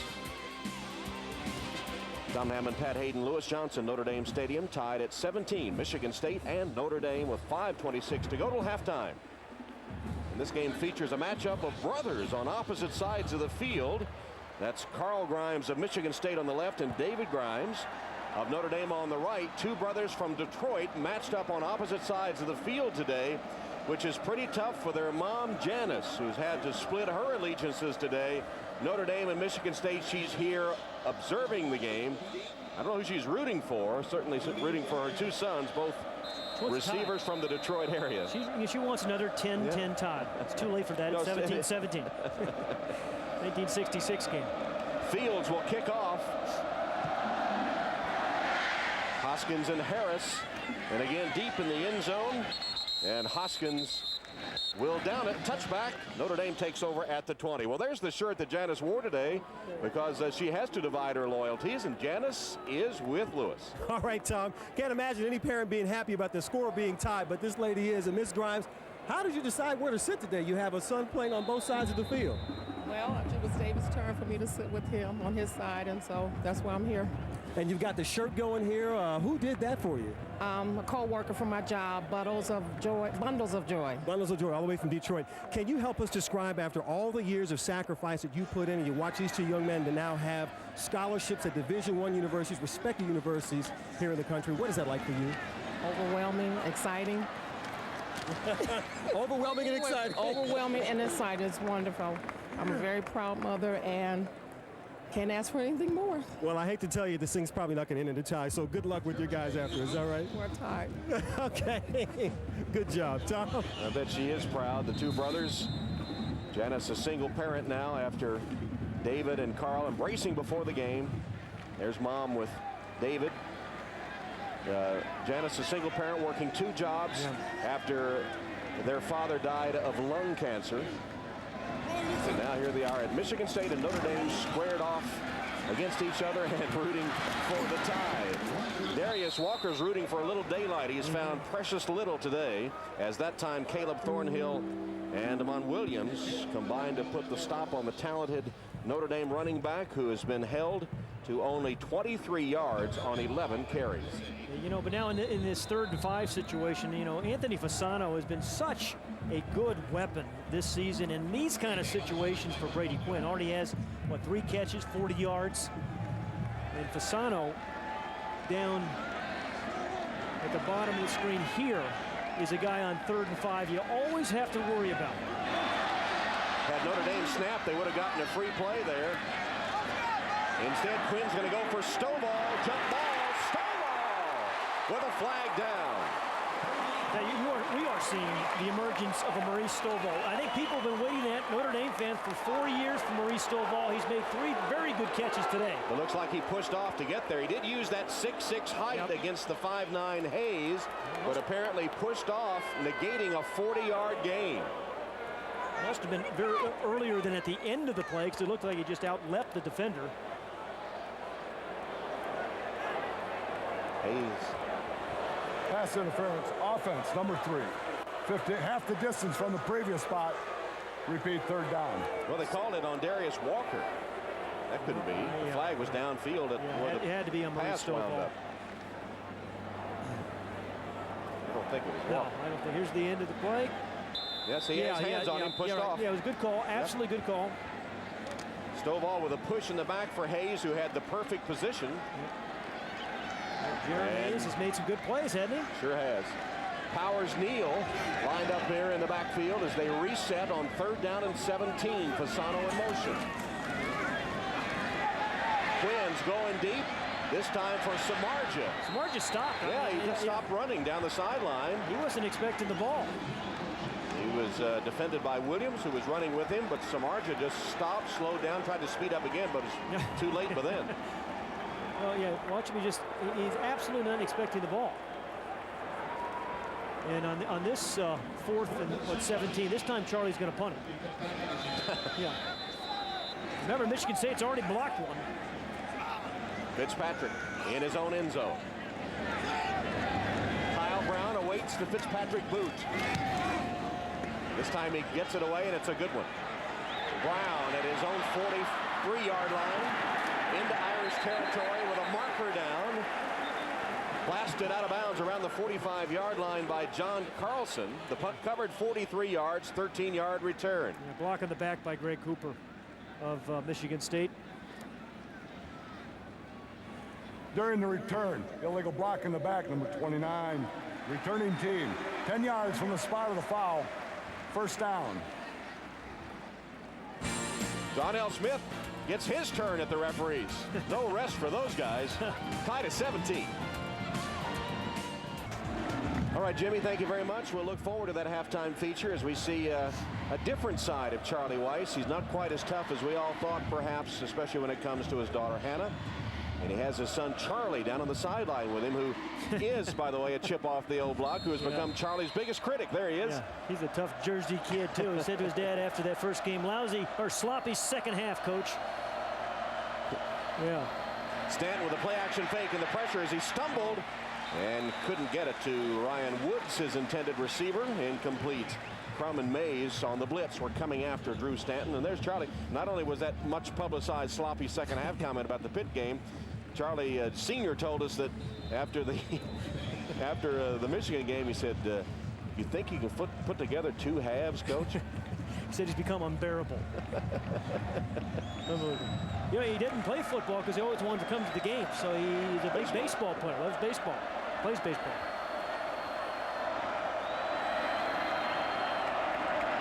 Second down and 10. Stanton rolling. Protection rolls with him. Stops, plants his feet.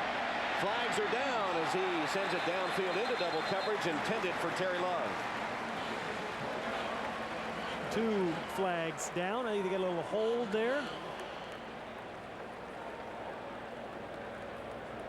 Chris Fromm was putting the pressure on. Yeah, Chris Fromm's had a nice start to his season. Had a sack against Pittsburgh.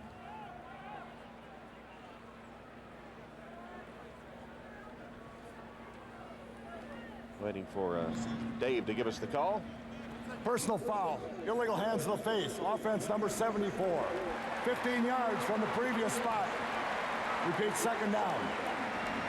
Kyle Cook, left guard. You talk about this being a good offensive line led by Chris Morris, their center. This is an offense that last year led the Big Ten in scoring offense, total offense, rushing offense. There's it right up here. Right to the face. You can see Fromm's head turn to one side as he grabbed the face mask.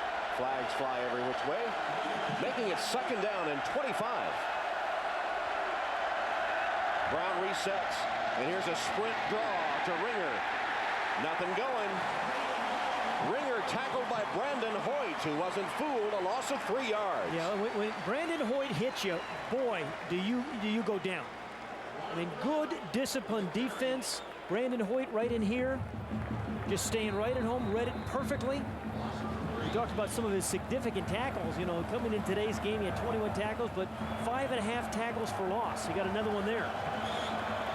Third down and 28. 2.5 minutes left, second quarter, tie game.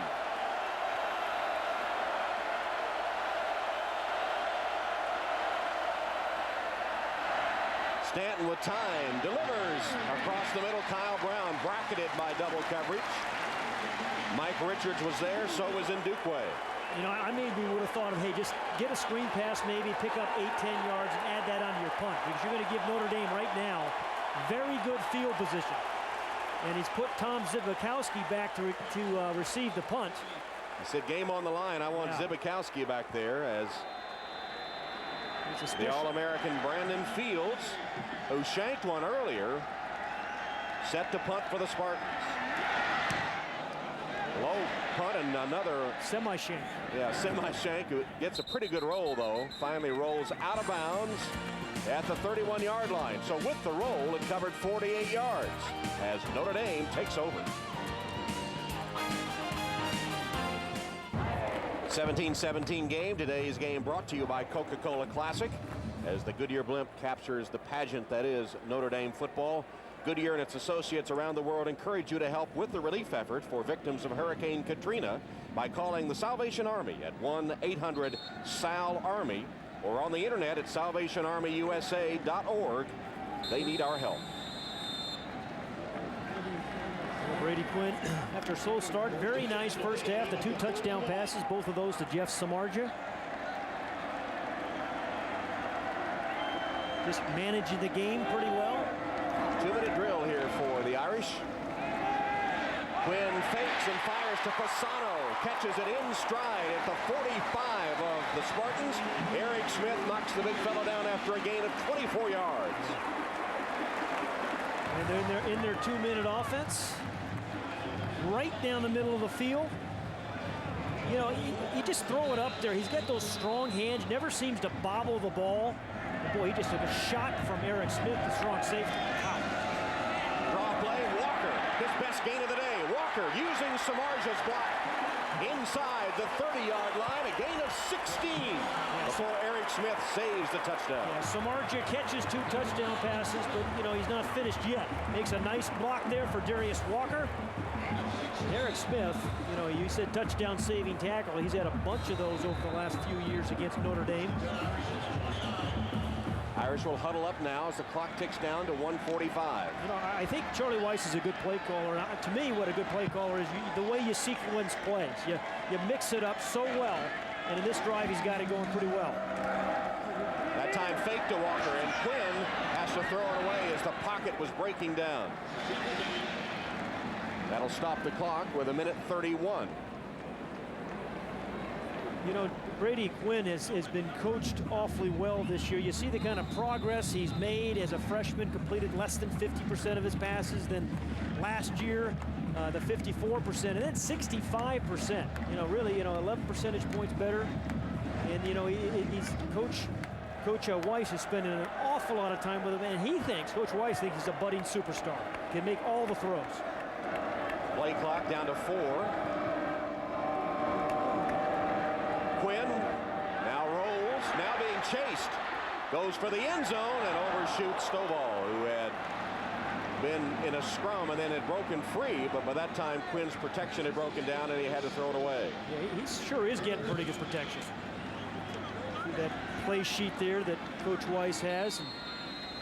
Great protection. John Sullivan doing a job, and Dan Stevenson. Finally, after that long, they just can't hold him off anymore. Coach Weiss has a play sheet. On one side, he has 61 plays where he has all the plays that he can use in any game, and then on the other side, the specific plays for each game. 3rd down and 10 from the gun. Draw play, Walker. Trying to get the corner and cannot. What a half number 31 Jaron Hayes has had for the Michigan State team. And help from Herron that time, but you're right. Jaron Hayes has been tested severely and has come up big for the Spartans today. He's tipped at least one ball away in the end zone that would have been a touchdown. Tipped another one away at about the 10-yard line, and then a big 3rd down makes a nice stop to force the field goal attempt. So 4th down, and DJ Fitzpatrick is in. He had a 48-yarder earlier. This one will match it. It's 48 as well. Some margin to hold. On its way, and it is good. No good. Just a pinch short. I thought it had cleared the crossbar. It did not. So that time from 48, Fitzpatrick, who had booted one from that distance earlier, came up just short.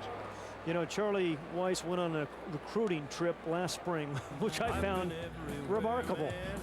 27 days, visited 20 states, a zillion high schools, and a bunch of high school players. And, you know, he coaches, he's going to recruit just as hard as he coaches. But he was out there, never came back home. Till the 28th. Till the 28th, 20 states in 27 days. So after the missed field goal, Michigan State goes to work with a handoff to Teague. Teague ripping through tacklers. Picks up a Spartan 1st down out close to midfield. He'll be marked at about the 46 after a 17-yard run. Should have plenty of time with a little over a minute and 2 timeouts. Nice little draw play. We've talked about how this spread formation can kind of create some holes just by design. Big hole there that time that, you know, no one closed, and Jason Teague picked up that easy 1st down. Senior from St. Petersburg, breaking tackles all the way.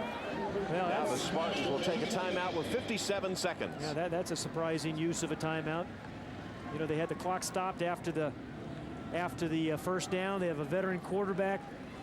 To me, it's one you'd like to save.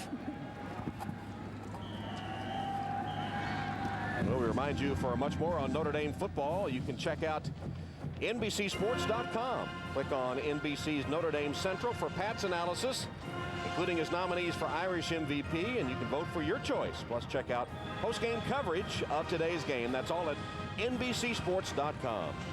You know, John L. Smith there in his 17th year as a head coach running this spread offense, which he was talking to us this week. Really, you know, he was with Dennis Erickson, Idaho and Washington State, developed there, then as a head coach in Louisville.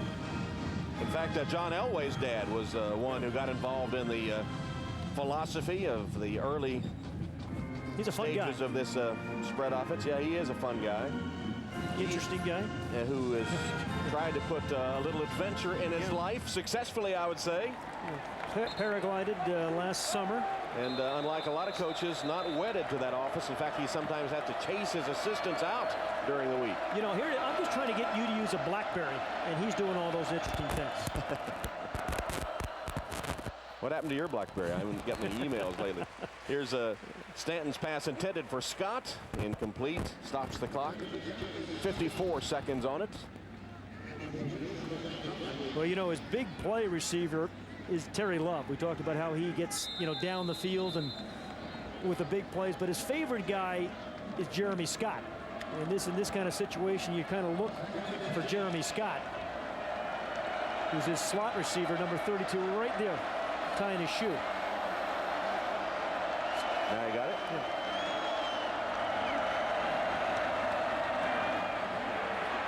Stanton with a roll. He has room to run and will. And avoids the hit. Ducks out of bounds. After a pretty good gain on the play, it'll bring up a third down for the Spartans. He stopped the clock with 47 seconds. This is an important third down for Michigan State. You know, you don't get it, you have to punt the ball away again, and Notre Dame still has, what, 2 timeouts remaining? Correct. Still have not seen the return of Kellen Davis. Have you the tight end that went out after catching the touchdown pass? So 1, 2, 3, 4, 5 wideouts. Third down and 5. Michigan State is 0 for 4 on third down. Stanton across the middle. He has one this time. He's breaking free, racing for the end zone.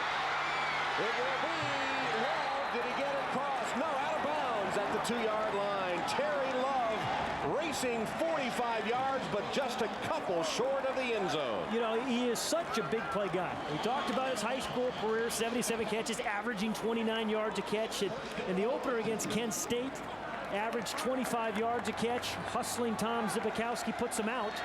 Kind of reminds you of the play that Ambrose Wooden made last week against Michigan. Trying to break the plane with the ball, but ruled out of bounds. 38 seconds left in the half. First and goal, 2-yard line. Still have a timeout remaining.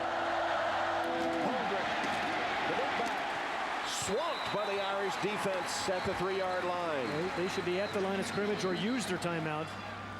Brockington and Mays, the linebackers, in a hurry.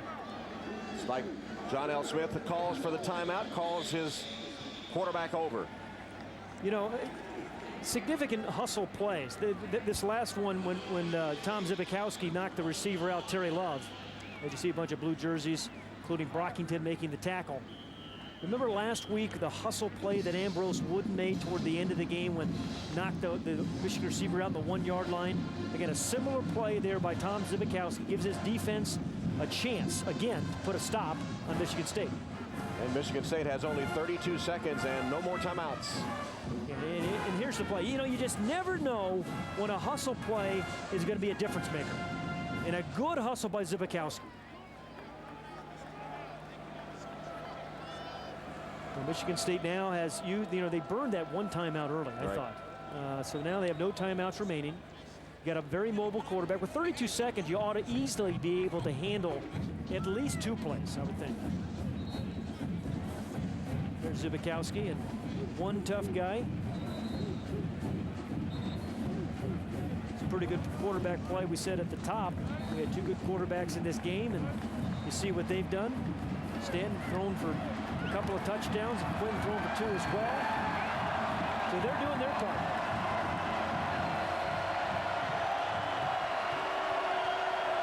Michigan State from the Irish 3-yard line. Second and goal with 32 seconds on the clock till halftime.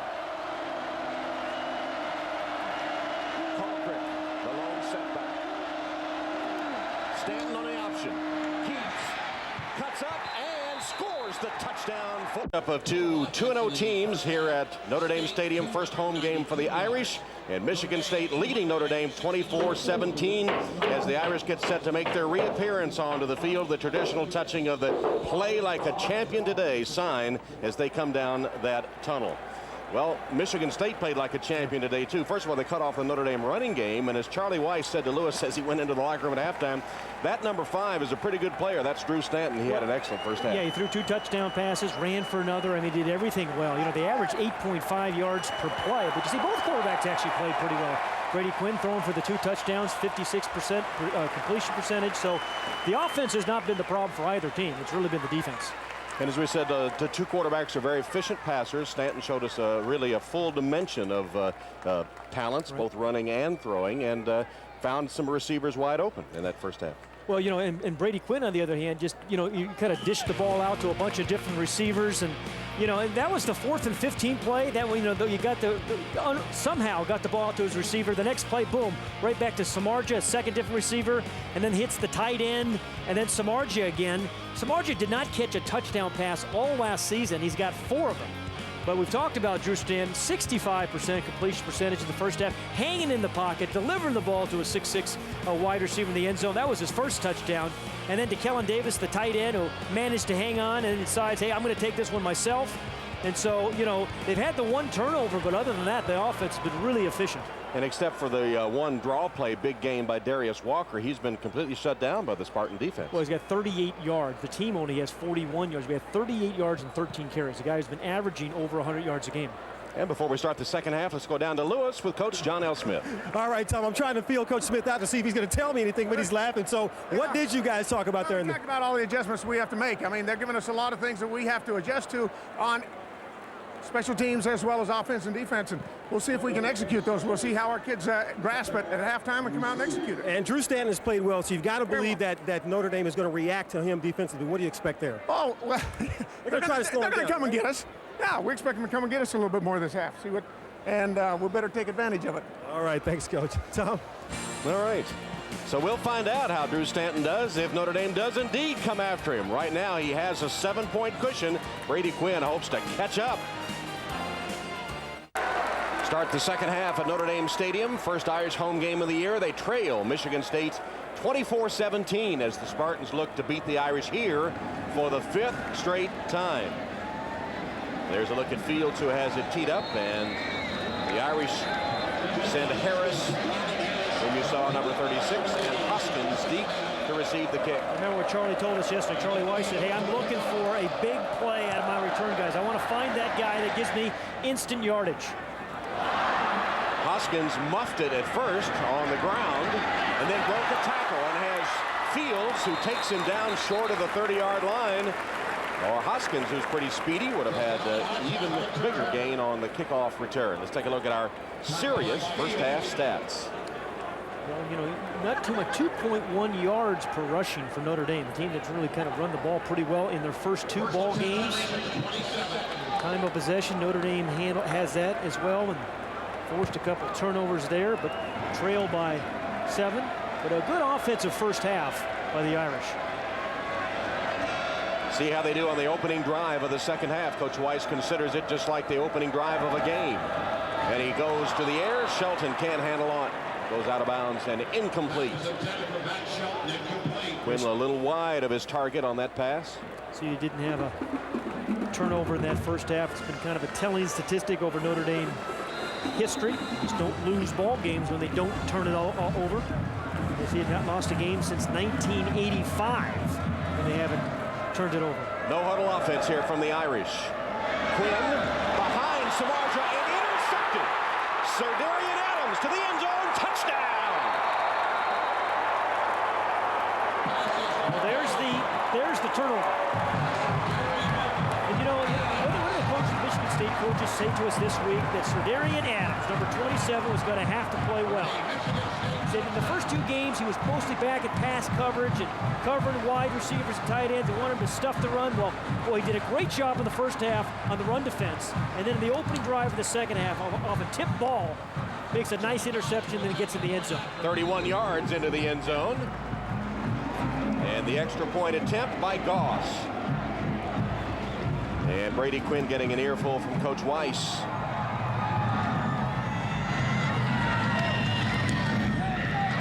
Goss dead center on the point after. Well, you know, Tom, you said on Brady's first throw was wide. This was his second throw, a little bit behind the receiver. Yes, he throws it behind, and then the old tip drill by Adams. And what a first half, and then the start to a second half. Sardarian Adams has had the bandit linebacker. 31-17, Michigan State. For First time this season, Charlie Weiss finds himself down by 14 after the interception return by Sardarian Adams for a Spartan touchdown. Fields has it keyed off. Harris and Hoskins. Hoskins from the 2. Good special teams coverage by the Spartans as he makes it out to the 24-yard line. As the second half opens with 2 bad throws by Brady Quinn. Well, let's go back and look at it. It certainly wasn't the protection. As you see the guys up front, Morton and Stevenson, Sanducci, giving him plenty of time. Just a ball thrown way behind the wide receiver. And Sardarian Adams just an easy and athletic play right here. Underthrown, tips it with his right hand. You know, he looks like a linebacker, but he's got the speed of defensive back. Plays that what they call their bandit position.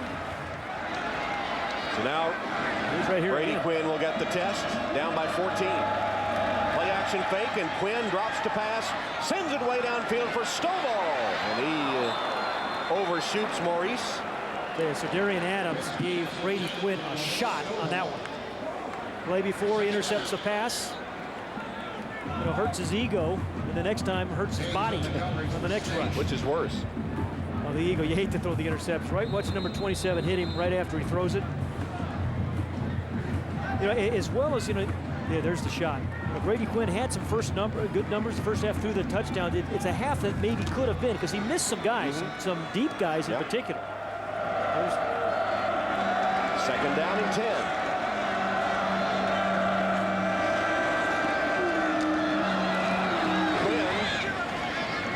Is that a busted play?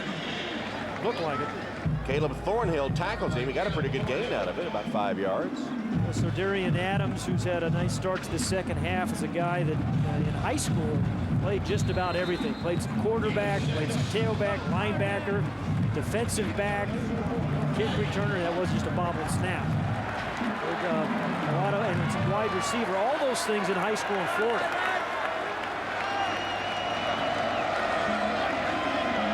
This is an important third down right now. Trailing 31-17. This is an important third down for Brady Quinn. Short drop. Stovall has it. Shakes one tackler. He's at midfield. Stovall pushed out of bounds at the 40-yard line. First down Notre Dame. A gain of 30 yards. Otis Wiley pushed Stovall out of bounds, but not until. Just what Charlie Weiss ordered. Just, keep the change. Just when your quarterback's struggling, throw a little quick out because of a big cushion. And then Maurice Stovall, boy, what has he done? Senior from Philadelphia having his best game. A big old cushion there on 3rd and 4. And then the broken tackle. Put his hand down to keep his balance, and big run after the catch. Stovall 5 catches, now 100 yards. Best game by far.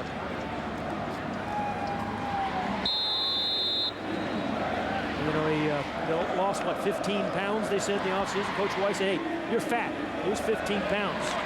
Ate that extra lean jackal, I guess, to get down. From the 41 of Michigan State, Notre Dame has a first down. Walker can't turn the corner, does pick his way amongst defenders and gets 3 yards. John Carlson, that other tight end, what a nice block he made. A determined block. The tight ends, if your running game's going to get going, watch Carlson down. He's number 89. He just kind of kicks out, and then Darius Walker cuts right in behind him. If you're going to get that running game going, particularly outside, your tight ends are going to have to do a job. And you got 2 good blockers in Carlson and Fasano, and guys, as we've seen, particularly with Fasano, can get down the field and catch it. Quinn directs a little traffic. It's 2nd down and 7. Draw play Walker. Darius Walker. Seam up the middle. That Darius Walker run, that's a first down. Eric Smith with a tackle, and there's something you had mentioned about Walker. Yeah, the patience and then the burst. Wait, then go. Actually, 2 different times in that run was his patient. But, he's not really dancing around the hole. When the hole ultimately opens up, he seizes it. Jimmy and Laverne, his parents, as always, are here. You know the story. They've moved to South Bend to support their son, and he is happy for the support. He has about 20 relatives in for this game, and Mom is going to cook up a storm after this. You were trying to get an invite. Same idea. Same play, and this time the Spartans ready for it. Another draw play, and Nick Smith, penetration in the backfield to grab Walker by the ankle and take him down. Yeah, Chris Smeelan, the defensive coordinator for Michigan State, has done a pretty good job. And as he said to us this week, you know, my defensive game plan was just really keep it simple. Don't ask my guys to do too many different things. A couple of defenses, keep it simple, and just play hard. Execute. And boy, they've really shut down the running game. There's Chris Smeelan, the defensive coordinator. He was saying, hey, as he was preparing for Notre Dame, the incredible balance that Notre Dame had run and pass in every formation. Quinn fakes one side, goes the other, sets up the screen. This is Fasano, the bubble screen. Samardzija didn't quite get the block, but Fasano took him out anyway, and then was wrapped up by Smith after a gain of 14 and an Irish first down. Now, before it's all said and done this season, I think this Irish team is going to be a very good screen team. You know, Darius Walker, who faked, he caught a screen for a touchdown in the first game. If he gets a block here, maybe he scores, right? There's a hustling Eric Smith again, who's made so many tackles over the last 3 years against the Irish. Wow. Spot the ball at the 19 of the Spartans.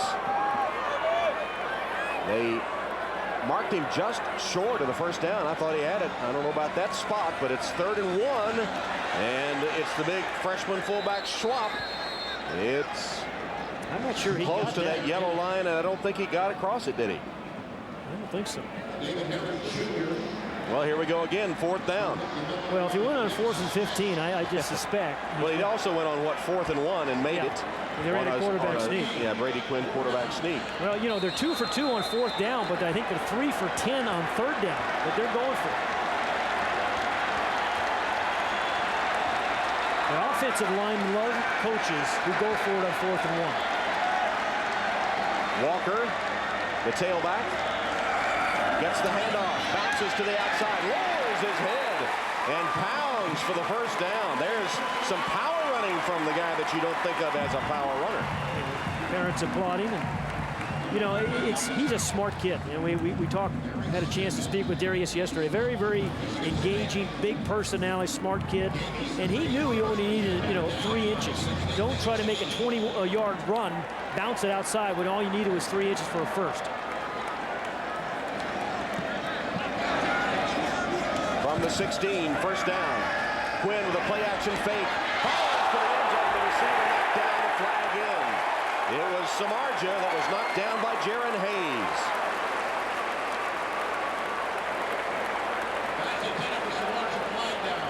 Eric Smith I thought actually Eric Smith had a chance. He was going to pick it off, and then Samardzija got interfered.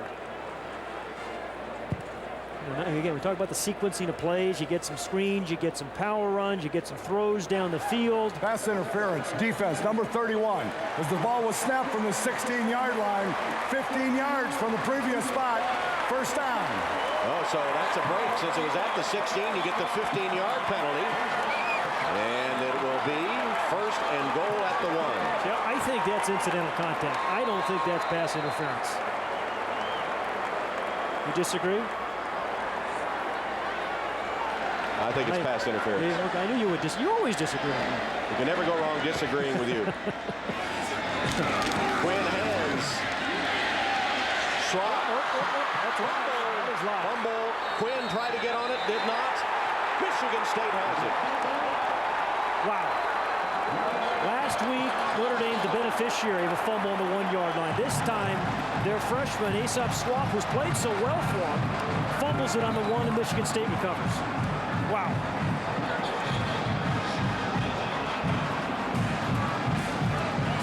Yeah, pretty good defense by this Michigan State front four, don't you think?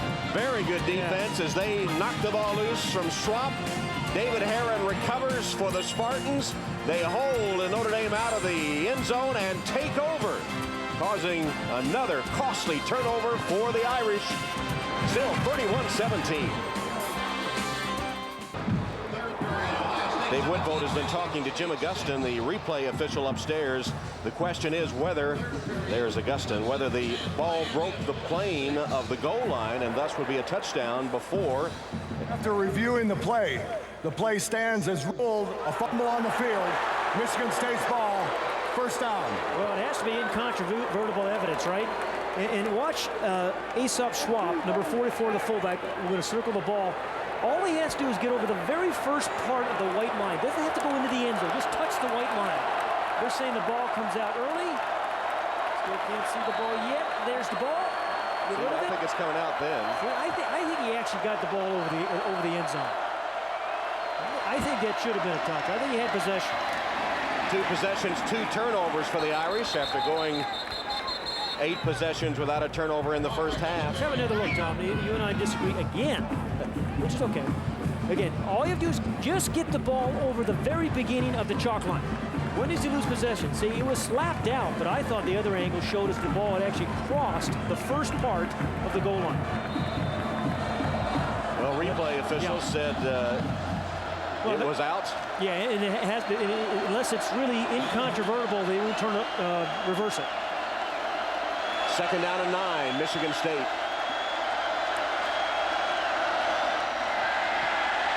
Stanton going deep. And Love couldn't get there. Well defended by Mike Richardson. I'll tell you, that's encouraging again for Irish fans. Mike Richardson, who last year was subject to getting beaten deep a lot, but they've changed his position a little bit. He's played much better this year as what they call their boundary corner. Plays kind of the short-sided boundary corner, more physical kind of plays, and won't be up, matched up one-on-one on the wide side of the field as much this season. Third down and 9. So we're going to play offensive coordinator Dave Baldwin calls and leading 31-17.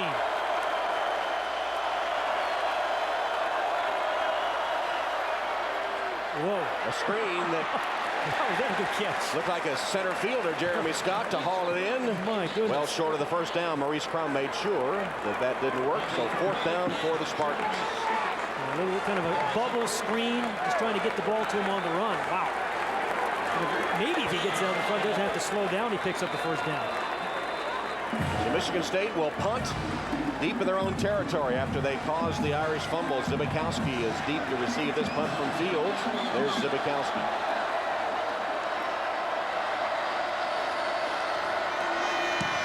Wow. Fields. Low. Again, a low one that takes a pretty good bounce, but right to Zbikowski. Block in the back. Flag is down. Zbikowski crosses midfield, but the penalty will be against the Irish.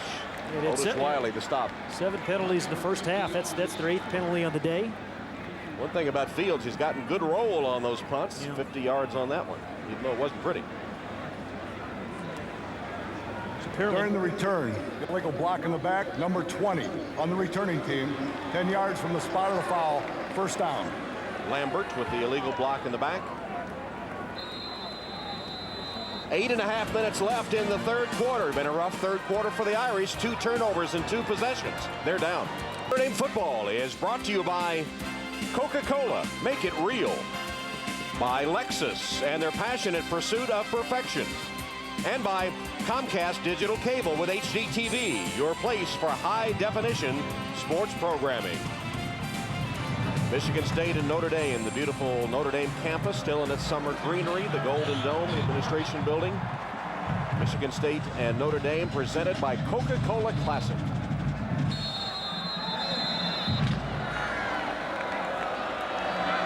Irish take over at their own 30-yard line.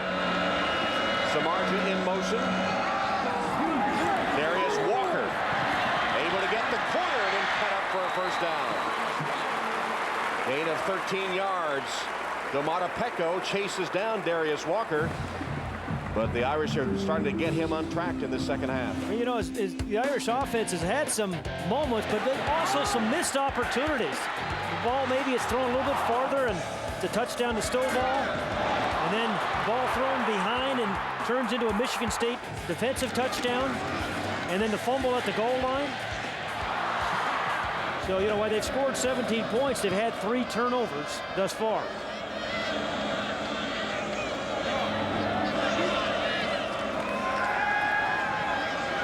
Quinn winds up. He's caught. Matt Shelton, gain of 11, and another Irish first down. Matt Shelton is healthy, boy, is he a deep threat. Can stretch the defense. Absolutely. And, you have to have one of those threats in order to get all the stuff underneath. Yeah, that's one thing thus far the Irish really don't have just yet. They've been able to stretch the field way on the deep ball. Boy, that makes your tight end routes even more open than they have been. Shelton wide to the left. That's the bottom of your screen. Like Brady Quinn's changing the play. It's a handoff to Walker. It was amazing. Michael Bazemore, the tackle sergeant. Thomas, we were talking to Brady Quinn yesterday, how complicated the college football game has become for quarterbacks. You can only spend 20 hours coaching these guys, but they spend an awful lot of time. But he's up there and he's calling protections, and you see him pointing where's the middle linebacker, and he has to tell the offensive line to slide left, to slide right, call the audible. That's one of the blitz differences for him this year, isn't it? To have to call the pass protections, the line calls. He has to identify the middle linebacker. That's what he just pointed at. And there's a lot to do in 25 seconds.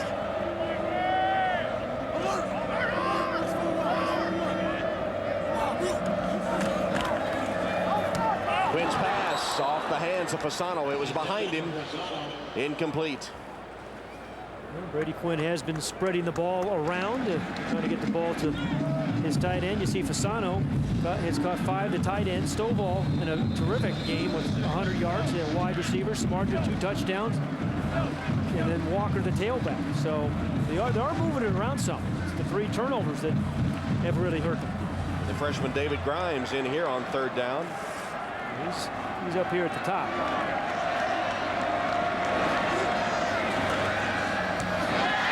Deflected at the line of scrimmage and incomplete. I believe it was Caleb Thornhill. It was Thornhill that knocked it down.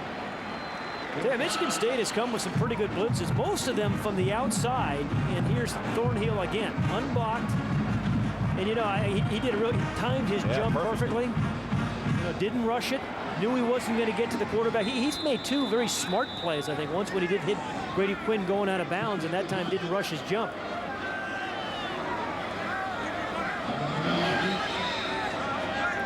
Kyle Brown awaiting the Fitzpatrick punt on 4th down.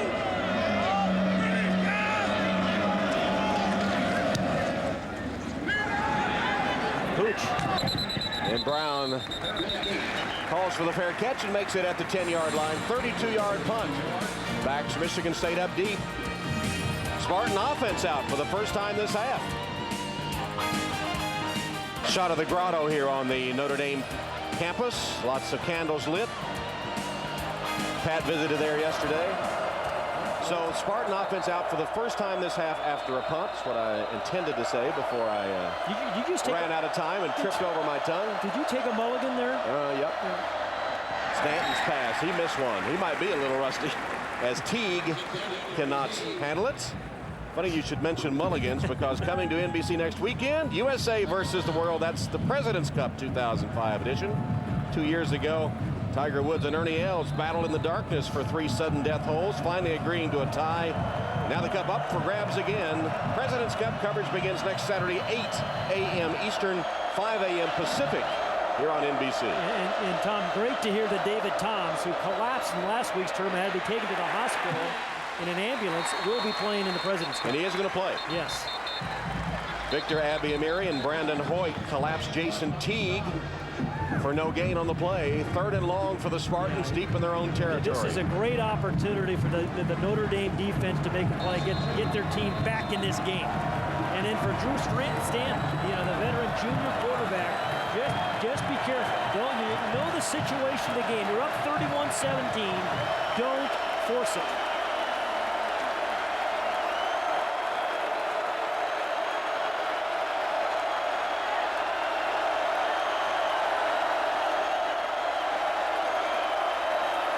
Stanton in the pocket. Rifles it downfield. Caught. Matt Trannon with a clutch conversion for the Spartans. A 1st down catch of 23 yards in front of Ndukwe. Is that a fantastic throw? I actually thought he threw it directly to Mike Richardson. And it went over his head, but what fantastic protection. This offensive line really is good in the passing game and in the running game. They had, 5 seconds to throw it over the head of Mike Richardson into his big, tall receiver, Matt Trannon. like Maurice Stovall, just right over the hand of Richardson. Big play, good offensive line play. You give a quarterback as talented as Stanton that much time, and he'll find somebody. In fact, Coach Weiss, remember, said they had to get pressure on him. Here's a screen play to Trannon, and he's off to the races. Trannon inside the 20 for the goal line, touchdown! Matt Trannon out-racing Tom Zbikowski 65 yards for the Spartans score as they go up by 3 touchdowns. Wow. You know, when 6'6" guys run, it kind of looks like they're running to catch a bus. You know, it doesn't look like they're running real fast, but boy, does he have a long stride. Good block there by his wide receiver, Brown, on Richardson. And then he knows the angle, just takes a real good angle so that Tom Zbikowski can't get to it. Wow. 37 points they scored. Still 5 minutes left in the third quarter. And they've held the Notre Dame offense to only 17. As the extra point by Goss is good. Well, remember, John L. Smith said to us yesterday, hey, as long as number 5 is in the ball game, we're going to score some points. Yep. He said, on anybody. On anybody. He said, I don't really, even if the defense plays badly, which they haven't today, we're going to score some points.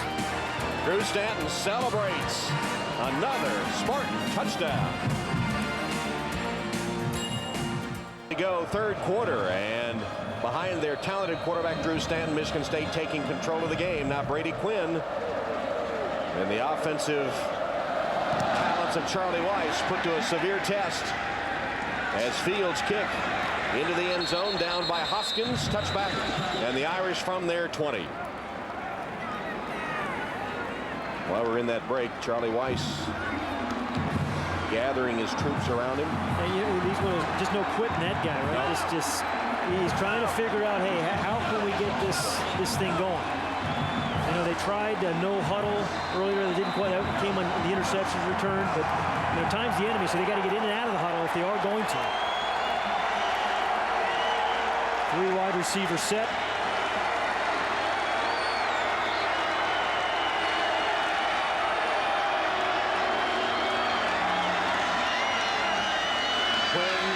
Protection on first down, goes underneath the coverage to Shelton. Sir Darian Adams gives Sheldon a shoulder. Hurt it. Oof. Vicious hit by Adams, who had the interception for the touchdown earlier. He's feeling good about this game. Still, it's a gain of 9, and it'll be second down, actually about 1.5 yards to go for the first down.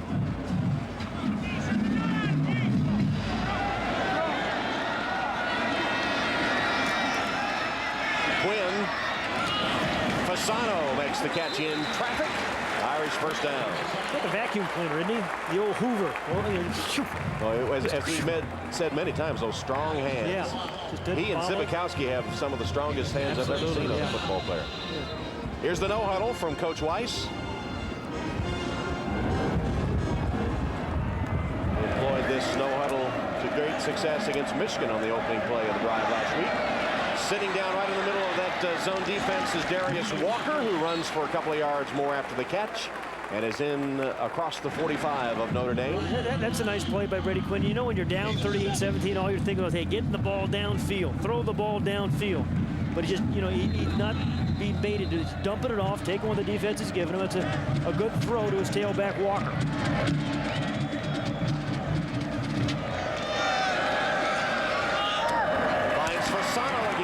It's another Irish first down, tripped up, crossing midfield.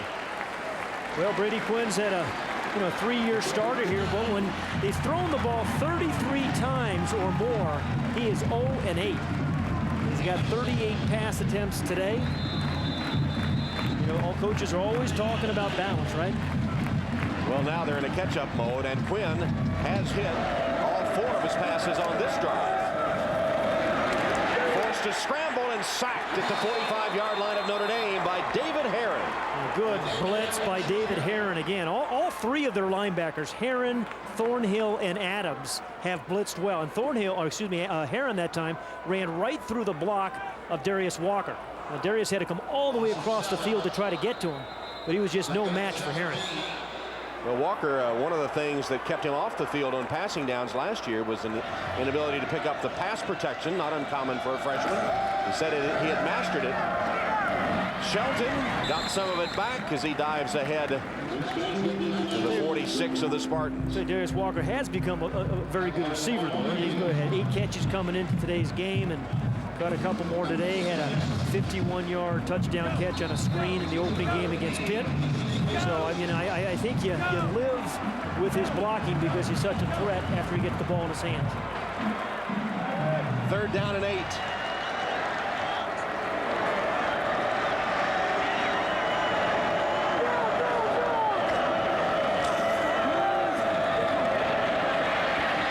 Sets his feet and finds Stovall. And he has an Irish first down, written down at the 27-yard line by Jaron Hayes and Otis Wiley, a 19-yard strike. Maurice Stovall now 120 yards. Again, terrific protection for Brady Quinn. I don't think he complained too much about the protection for the most part. And Maurice Stovall using his big body to kind of screen out the defender. Still perfect on this drive. It's first down, 27-yard line of Michigan State. Whistles blow that one dead as the flags come in. False start, 84 blue. 5 yards. The down remains first. That's 9 penalties, 72 yards. Untimely penalties. Yeah. They only have 68 yards rushing and 72 yards in penalties. Tough to win games that way.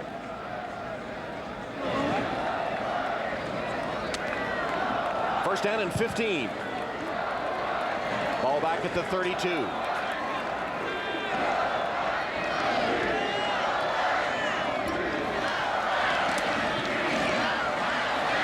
went through his reads and found the open man. Samardzija to the 6-yard line, a gain of 24. And those two words go together. Phrases, open man and Samardzija. He's been doing it all season long. Getting hurry-up offense into the under the line of scrimmage again. But I'll tell you, Samardzija, for a baseball player, goes over the middle pretty well. Now, hold on. You might be a pretty good pitcher for a football player, too, if you want to put it that way. But he goes over the middle.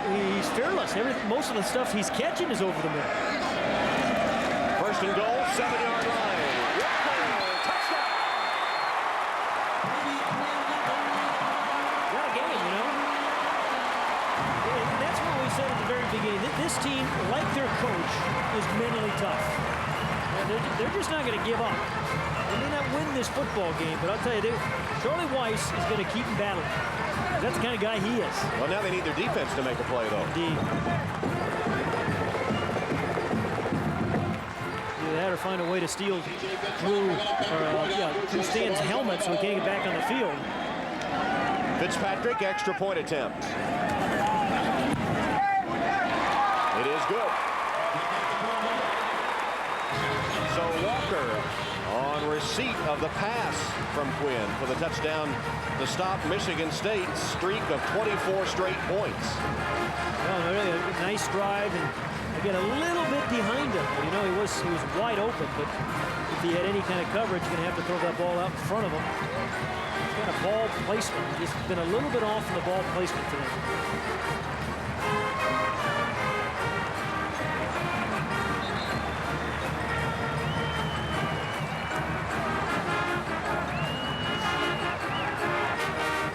Darius Walker, who scored a receiving touchdown earlier and has been a big part of the passing game, unlike last year for the Irish.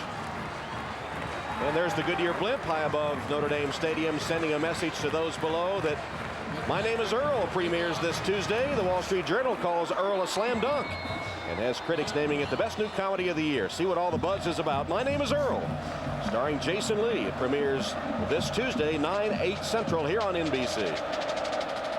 Fitzpatrick kicks it off. Kyle Brown, and about the 3. Down with a seam up the middle. Just slowed down long enough for Fitzpatrick to catch him and take him to the turf. 29-yard return by Kyle Brown. You're right. 14-point ball game. Still plenty of time, but Notre Dame defense has to make a play. See how good Brady Quinn was on that last drive. Running his no huddle. And anxious to get the ball back if the defense can make a play. You know, he reminds me in some ways of his coach, though, because, you know, he's been mentally tough. His coach calls him all day tough. And for a couple of years, you know, he's been knocked down, but he gets right back up, plays hard. Meanwhile, Stanton has done an outstanding job directing this potent Michigan State spread offense. Ringer turns the corner. Got away from the Notre Dame defense momentarily. Maurice Crum had a shot at him, and then Mays finished him off.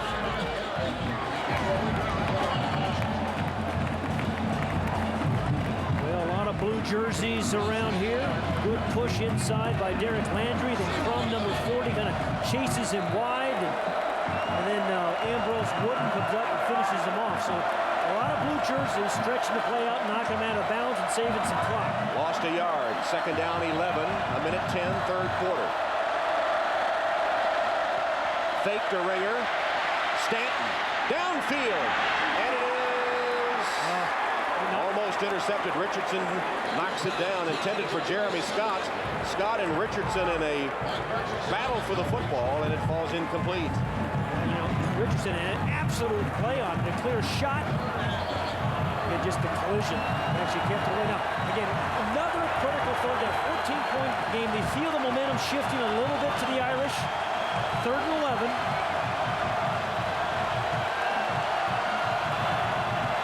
Well, Matt Tranen's the guy that's been tough for the Irish today. No pressure on Stanton, and Tranen with a diving catch. A flag is down. Boy, is that a good catch. 12-yard gain and a Spartan first down, pending the outcome of the penalty flag. He only had 6 catches coming in today's game. He only had 3 career touchdowns. Holding 22 defense. Pass is complete. The penalty declined. First down. And just today, he's got 5 catches and 2 touchdowns. So a career day thus far for Matt Tranen. Clutch third down conversion here by Stanton to Tranen. That was a dangerous throw. I mean, there was one spot that Stanton could throw it in between those 3 blue jerseys, and that's where he threw it. And Tranen Witten got it. Clock restarts after the momentary stoppage for the first down. We're down to 42 seconds.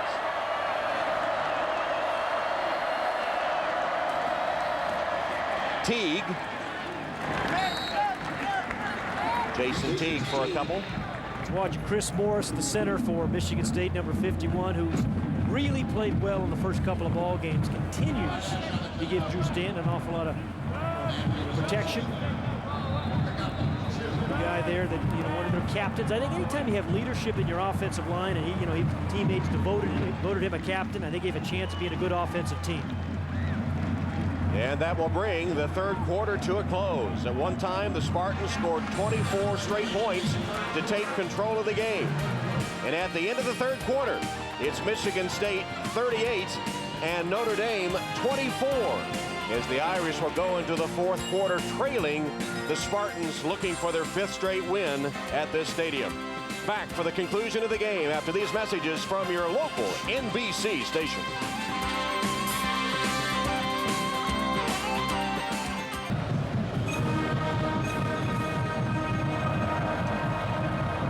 The traditional playing to start the fourth quarter of Tchaikovsky's 1812 overture as the students keep time.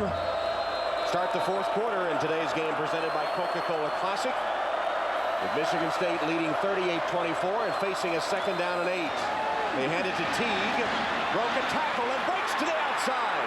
Jason Teague races down the sideline, taken out of bounds inside the 25 by Ndukwe. Once again, a big play from the offense of the Spartans. This covered 30 yards. And we talked about this Michigan State offensive line. What a job they do here of creating a big old scene for Jason Teague. The block there by Chris Morris, Kyle Cook, Gordon Dabilski, and then the speed by Jason Teague. This is really a good offensive line. They played great last year, had to replace a couple of guys.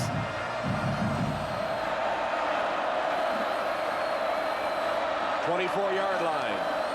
Teague has rushed for 57 yards on 6 carries. Stanton, sacked.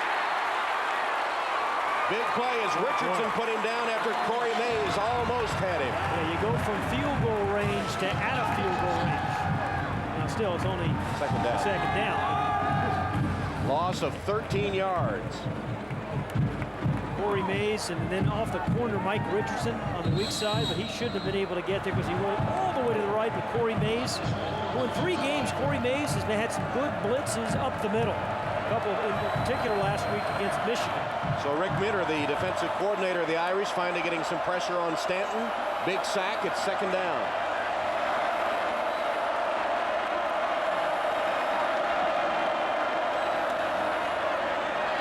Stanton puts some air under it, lofts it up. Over the head of Teague, or Trannon it was, incomplete. Well, you know, you don't know much about the field goal kicking of Michigan State because it's only 10-1, right? Right, he made it. Yeah, exactly. So I think here, if you're Drew Stan, you think, hey, let's give our guy at least a shot. You don't necessarily have to throw the ball in the end zone. It's 3rd and 22. Let's get 10 yards maybe. Give your kicker a chance. Extend it to a 17-point lead. And the Irish faithful trying to make some noise to rally their defense. That's what Charlie Weiss asked him to do last night at the rally.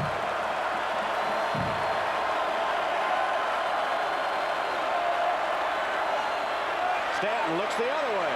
Fires downfield, up for grabs.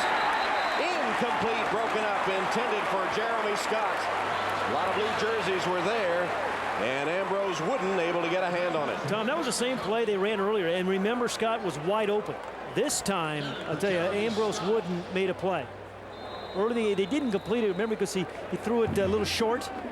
There was a face mask there late in that play there by Ambrose Wood. But they came right back to the same play that was open. But you know, this is a long field goal attempt. I'm not sure about this, Tom. I punt it and play good defense. Goss is going to attempt a 53-yard field goal. Zibikowski standing in the end zone just in case it comes up short. And that's out of the end zone, but way off the mark, as you can see, and no good.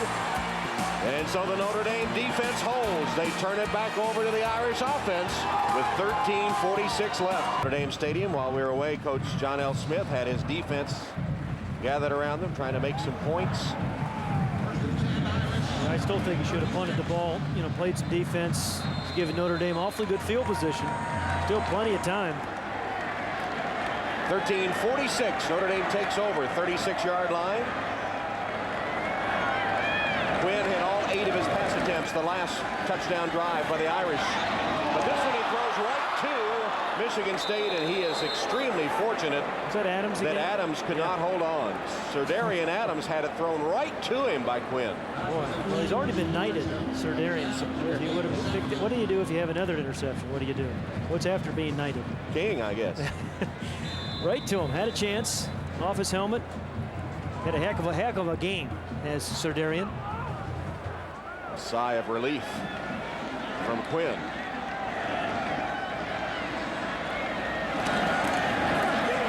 Pick up the blitz. Stovall's one-on-one, and he threw it behind and to the wrong shoulder. Yeah, I think Maurice Stovall got away with a push-off, too. Been called for one of those already today. So now, Quinn has 3rd down and 10 staring him in the face.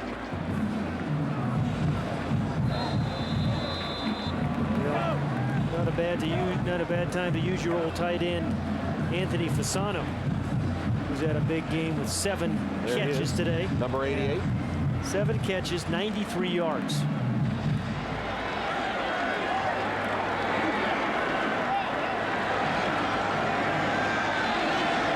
Fasano's the motion man, resets. Quinn heaves it for Stovall, and he has it.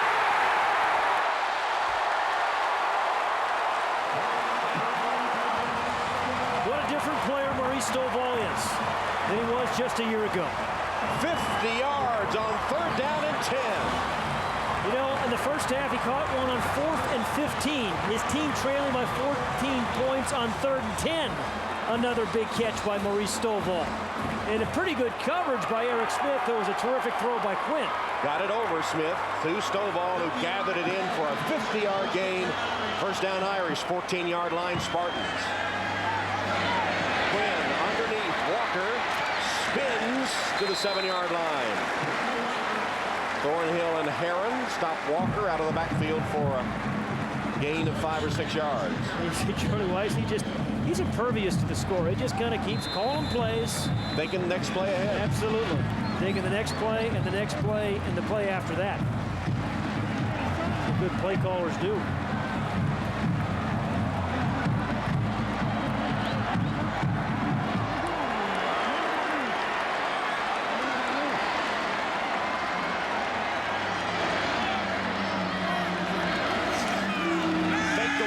Quinn throws, caught by Stovall for the touchdown.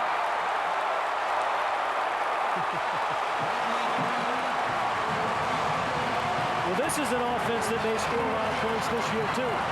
Yeah, but they're going to have to stop somebody sometime. Yeah, I hear you. Good play action fake. And then just, an adjustment run where he Stovall. I mean, that wasn't an easy catch. Coach Weiss kept telling us he's going to have a big breakout game one of these times. It just hasn't happened yet. Fitzpatrick's extra point on the money. Well, you know one thing, this Notre Dame team, they're tough, they're mentally tough. You just can't let up. You can't take the pedal off the metal. Maurice Stovall, 8 catches, 176 yards. This one for the score as he turned around the other way, clamped down on it, and pulled the Irish within 7. Notre Dame football is brought to you by Coca-Cola, make it real. By Chevy, the new Chevrolet is an American revolution. And by Sirius Satellite Radio, it's more than just radio. 31 push-ups in the Irish student section as the Irish score their 31st point of the game. Fitzpatrick with a kickoff. Kyle Brown, 2-yard line. Got away from one man, then is tripped up at about the 17-yard line. Let's take a look at our game summary. Brought to you by Speed Pass. Some excellent quarterback play. Stanton throws for 313 yards. Brady Quinn, 433, just the third 400-yard passing game in Notre Dame history. The difference in the game? That intercepted pass returned by Sir Darian Adams for a touchdown. Let's go to Lewis. All right, Tom, thanks. Well, after the Notre Dame touchdown, Brady Quinn made a beeline for the Notre Dame defense that was still on the bench, imploring them to get a stop. And right behind him is left tackle Ryan Harris with the same message. And as you hear these fans, they have the same message. Notre Dame defense, we need a stop here. Tom? Drew Stanton has other ideas as he hands it off to Patrick. And he got about a yard. Okay, Maurice Crum, number 4, he put the stop on Colquitt. And I remember talking to Charlie Weiss yesterday about Maurice Crum. He said, hey, who's been playing well? He said, this guy's played way, way beyond my expectations. Very good tackle. Quinn anxious to get back on the field. I think MSU really almost has to play this game like it's even right now. You just can't go into a shell. Second down 9. Another handoff, another short gain. Colquitt hit hard by the center of the Notre Dame defense, and it's going to be 3rd and long. You know, they've been so good with their kind of their open attack. You just can't shut down. I mean, there's way too much time. You've got an offensive team in Notre Dame right now that's hot. How many times have we seen them convert, though, a key 3rd down? Oh, absolutely. So this one is key in spades, 3rd down and 7.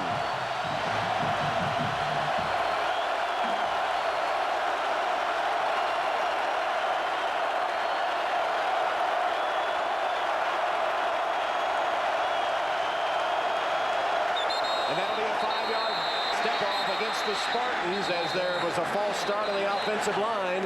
It's going to be 3rd down and 12 now deep in their own territory. Number 72 offense, 5 yards. The down remains 3rd. Now the crowd has gotten so loud that they have to go on what they call a silent count. And you'll see Drew Stanton this time in that shotgun formation. when he brushes his pad, when he brushes his pad, it means I'm ready to get the ball. And then the center actually calls the snap count. He'll either say go or hit to let his lineman know when to attack. 3rd down and 12. Watch it, there he brushes his pad.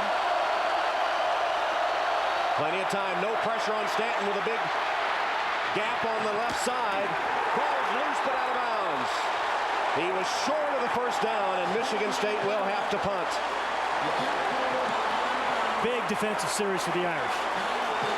Did just what they had to do. 3 and out, force a punt, and they're going to get good field position.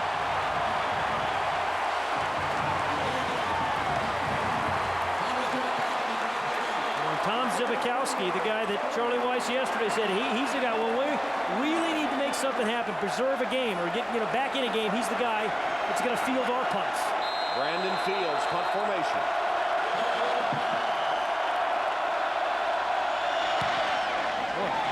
Another short kick from Fields, directional kick, which will roll good, and the Irish will have great field position. Only a 33-yard punt.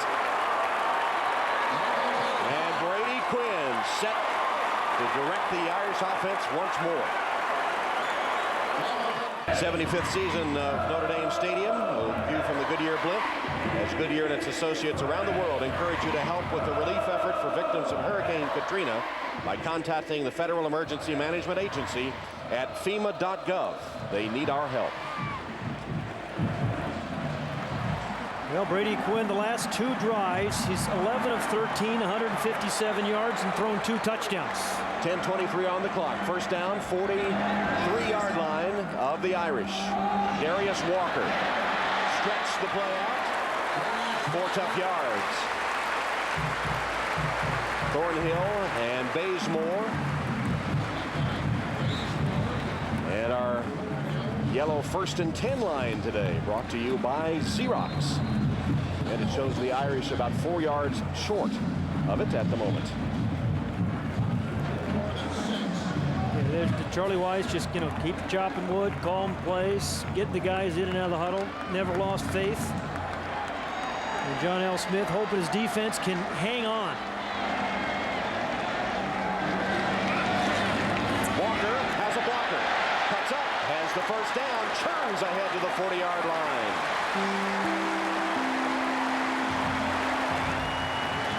Gain of 9 yards, Irish 1st down. And now Walker closing in on 100 yards, 83 yards. Watch the pull by Dan Stevenson. Big block by 68 Ryan Harris. And then a great pull and a block by Stevenson. For the right guard, left tackle, give the crease to Darius Walker. Coach Weiss, too, never gave up on the run, even though Michigan State stuffed it pretty well in the 1st half. Flag stopped that one.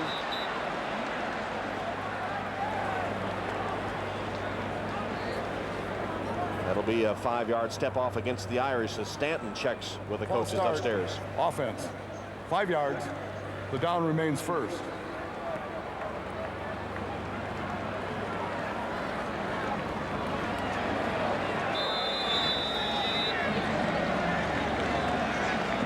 Total yards today. Defensive coordinators hate to see that. Yeah. Those numbers. But you had some quarterbacks who've been hot. 2 potent offenses, that was somewhat predictable. Play action fake, and Walker got a block, but the pressure came, and then Quinn got it. Stonewall again. No, they say no. I thought he had it. Had it momentarily, but what a great job of Brady Quinn of just avoiding a sack. Would have been, 2nd and 25-30. Just the strength to avoid the sack from Eric Smith. Pretty accurate throw, even under all that. Certainly catchable by Maurice Stovall. Yeah, that's one he has to catch. Yeah, he's made some tougher catches today. He let it come into his body. He didn't get his hands out there. So 2nd down and 15. Ball spotted at the Michigan State 45-yard line.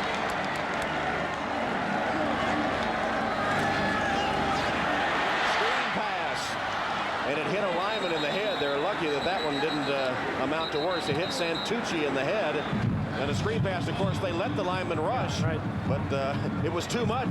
Well, David Herron, the linebacker for Michigan State, read it perfectly. And He was basically covering the screen guy. Well, that flag just came just now. The flag was thrown.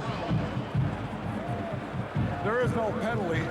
The pass touched the back of a lineman, which is not illegal. Pass is incomplete. Yeah, it wasn't illegal touching. It hit him in the back. So he was trying to get a block. Watch here, number 41. Just kind of right there in the mix. And then 96, Pecco, excuse me. Kind of following the screen guy out. Well, the Irish now facing a clutch 3rd down and 15 for the first. Made a lot of other 3rd downs and 4th downs. But here's a one-on-one matchup up here with Stovall.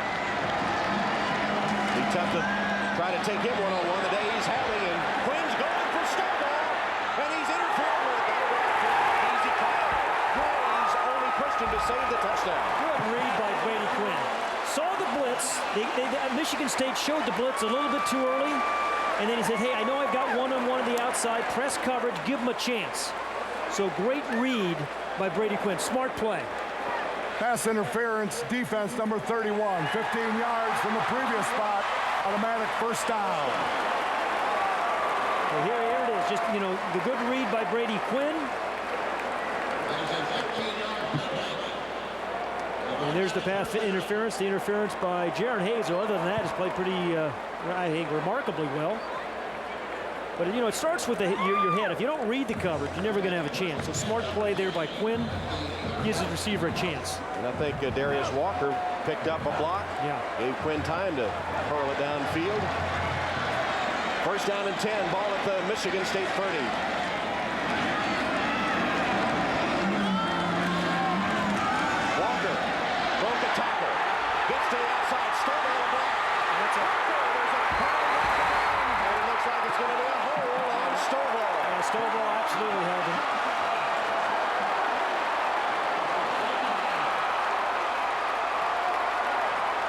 Again, one of those patient runs by Darius Walker. I was watching the play. He absolutely held the holding offense number 21. Yep. 10 yards from the spot of the foul. Repeat first down. As you watch Darius Walker, it doesn't take him long. It's like 1 or 2 steps really to get into full speed. On the right of the screen, you're going to see number 20 right there. There's the hold on 31. Jaron Hayes right in front of the side judge. Easy call. By the jersey. Yep. When you see that jersey pull out there, that's not a problem to call. Everybody can see it. So first down and 5 from the 21. Quinn across the middle. Pass dropped. Stovall dropped that one right in his hands. So the great game Stovall has had. He's had a couple of drops here on this drive. And well, Brady could have made it a little bit easier for him. It was low, catchable. Kind of went down and it was 6'5", just couldn't quite get that giraffe-like body low enough to catch it.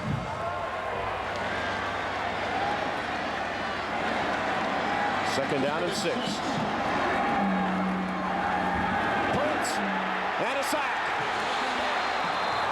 Greg Cooper, the free safety, on a sack as he blitzed Brady Quinn. It's one thing the Irish haven't solved last week or this week. You know, a safety blitz, corner blitzes, they had some problems with last week in Michigan. And the free safety, Greg Cooper, comes cleanly right up the middle. Now, ordinarily, it's a quarterback's job to get rid of the ball or a sight adjust or something. Right up the middle. Brady does a good job of actually just hanging on to the ball, doesn't fumble it. Matt Shelton comes in late. And they're going to have to use a timeout. Stops the clock at the 7:52 mark. First Irish timeout. Third down and 13 facing Notre Dame when we come back. 7:52 to go. 38-31 Michigan State. Third down, 13 Notre Dame from the 33-yard line of the Spartans. Single coverage up top again. Quinn rolling. Plants his feet. Fires. Caught. Maybe just short. Shamarja caught it. He had to come back for the football. And it's just short of the 20-yard line. It's about 4th down and a yard. You know, the conventional thing was 7:33, you kick the field goal, right? That's the conventional thing. He's been unconventional. Calling the play as we speak. See the play sheet. One side is the 61 regular plays he calls in any situation or any game, and the other side just exactly for this game, Michigan State. They have converted all 3 of their 4th down attempts. 4th down and a yard.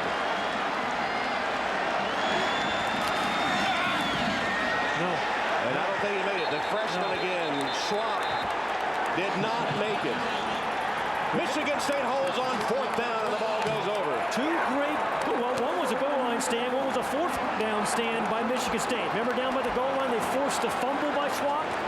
And that time, good early penetration. Heron, number 41, right in the hole. Nobody blocked him. He just filled the hole like a linebacker is supposed to. Yeah.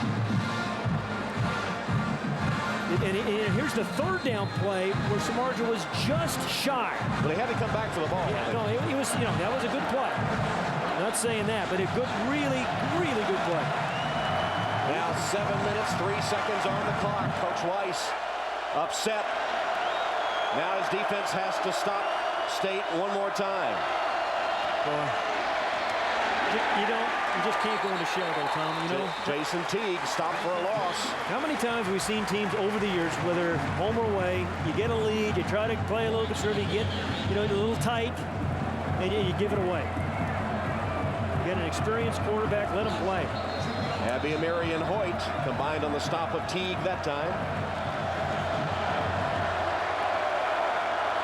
Bruce Stanton trying to use every second on the play clock.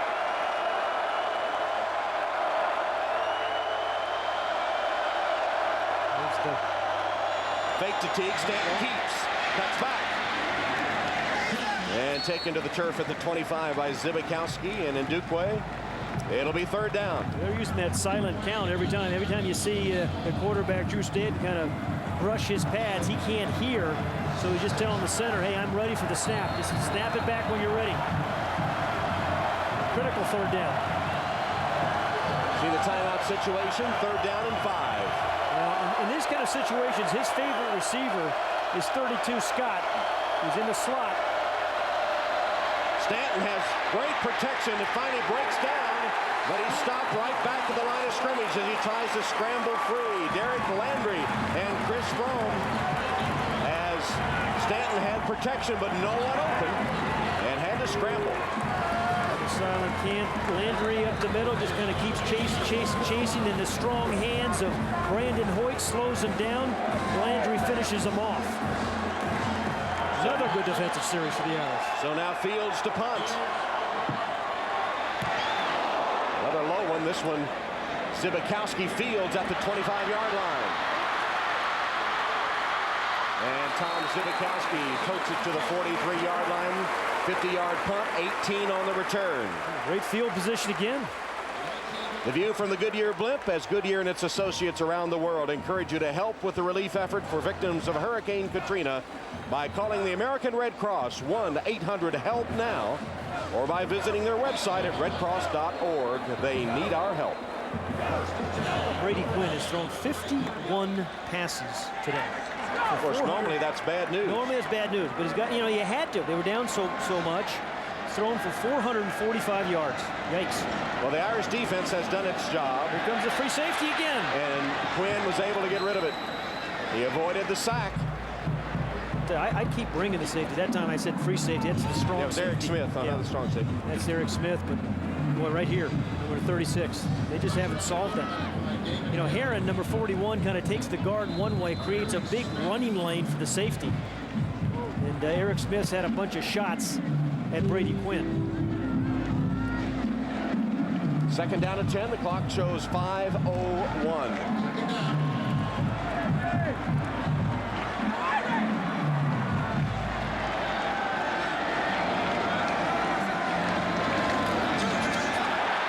Another blitz.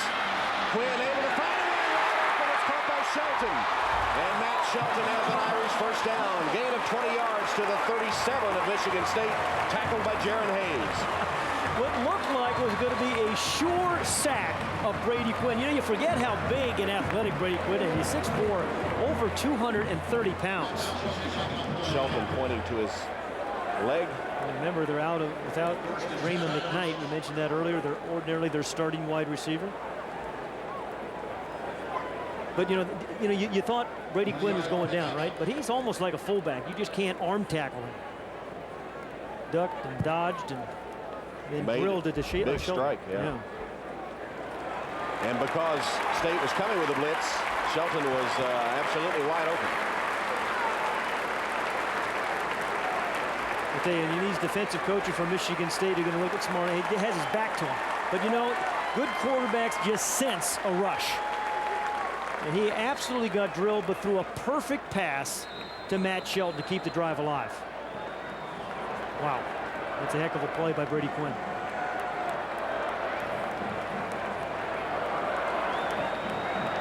Matt Shelton's 6th catch of the game. Fasano has 7, Stovall 8. First down, 36-yard line of the Spartans. Quinn short drive. Puts it in the flat to Grimes. David Grimes with his first college reception. Mom's got to be happy. Well, maybe. That's true. That's right. She's got a son on the other team as well.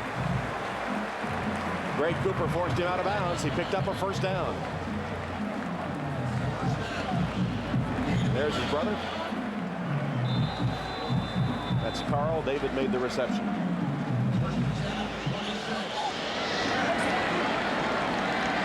Ball's at the 26-yard line. Draw play. Walker found a seam and squirts ahead, close to a first down, covered by David Herron. Yeah, good, tough inside runner. You know, he's only 5'10", but he's over 200 pounds, and he's a powerful runner too. Good fake.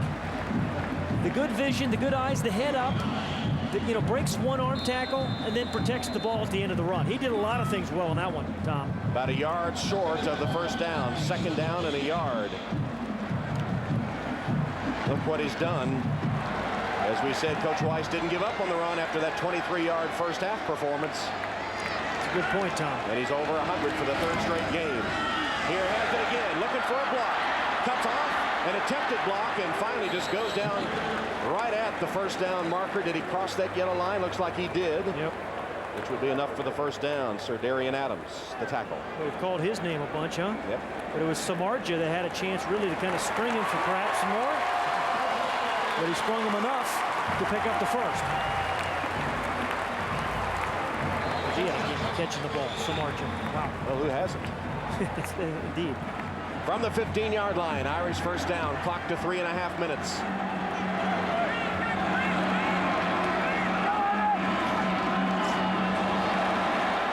Flags down, and so is the Brady pass. Brady Quinn's pass deflected. It looks like Adams might have been offside. You know, it was funny. The official on Adams' side, he signaled clean. He was okay. He got back. It was the official on the other side that called him off. 40. Offside, defense, number 40, 5 yards. Yeah, they called it on someone else. Yeah. They called it on Bazemore. Yeah, they called it on Bazemore. Here. He got back. It might still be in the neutral zone. He couldn't tell. So spot the ball just short of the 10-yard line. First down and 5.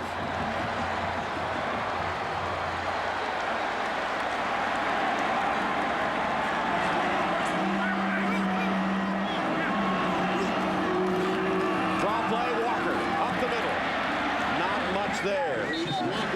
Got a couple of yards. Clock down to 3:12 and counting.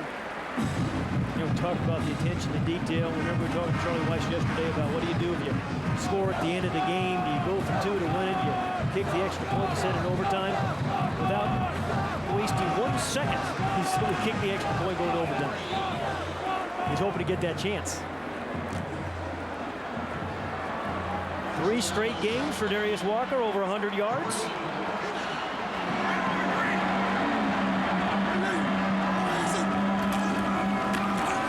Walker bounced to the outside. Shook a tackler and cuts up. And he looks like he has a first down. First and goal, Notre Dame. Eric Smith forced Walker out of bounds. They'll have it inside the 5, first and goal. Yeah, that's a strong run by Darius Walker. You know, some backs, you just keep feeding him the ball, and a good block by Santucci, too, huh? Bounced it to the outside. I think it was supposed to go up the middle, don't you? But just a strong run, but Santucci, Dan Santucci, number 50, the left guard, did a terrific block for him. And then he broke that tackle from Hayes. Doesn't buckle that belt buckle of Darius Walker. He says, I don't like that tight feeling of the belt buckle. But just kind of leaves it loose. Fake it to him. Quinn's pass. Touchdown again. His third of the day. Wow. He was so wide open, he almost double clutched the ball. Well, that's what happens when you run the ball so well, right? You run the ball so well, then you fake it. And smiling Brady Quinn has had a great fourth quarter here. Great play action fake, and then where do you throw it after the play action? Over the middle. That's where everybody kind of jumped up. Pat, you said mentally tough, too. Remember how Quinn started this half? Absolutely. So, you know, his second pass was intercepted for a touchdown. 2 bad throws to start the second half. One of them cost him a touchdown, and he has been mentally tough. As Fitzpatrick ties it with the extra point. Wow. 5 catches, 3 of them for touchdowns. Well, we said this team at the very beginning of the show, Tom, was taking on the characteristics of the coach, really being mentally tough. And, you know, they took some body punches. They really were getting blown out. But they just kind of hung in there, and they kept playing hard. Offensive play calls were good. Defense made a couple of stops, and then you get throws like this. And Samardzija just sort of caught it by the point of the football. It was kind of behind him that time, but able to turn around and was so wide open, able to catch it by the point of the football. He sweated it out, but he celebrates the touchdown. He's got 4 different receivers with over 85 yards in receptions. Brady Quinn started the second half by missing 3 passes in a row. One of them picked off for a touchdown. Since then, he's hit 18 of 26, 256 yards and 3 touchdowns. And on the day, Brady Quinn has passed for 480 yards. He's trying to catch Joe Theismann. Joe Theismann, I think, has a record over 500 yards passing. And he is the first Notre Dame quarterback to throw 5 touchdown passes in a game, and we could be headed to overtime. Still 2:31 to go, and still the talented Drew Stanton for the Spartans. Here's Brown on the kick by Fitzpatrick. And Brown breaks a tackle and nearly broke clear. He's at the 33-yard line. Well, you can't go into shell now, right? I really think Michigan State played a little bit too conservatively the last couple of series. After Michigan State had scored 24 straight points to lead 38-17 with 5 minutes left in the third quarter, Notre Dame has reeled off 21 in a row. And now the defense again of the Irish called on to stop that talented number 5, as Charlie Weiss said, Drew Stanton.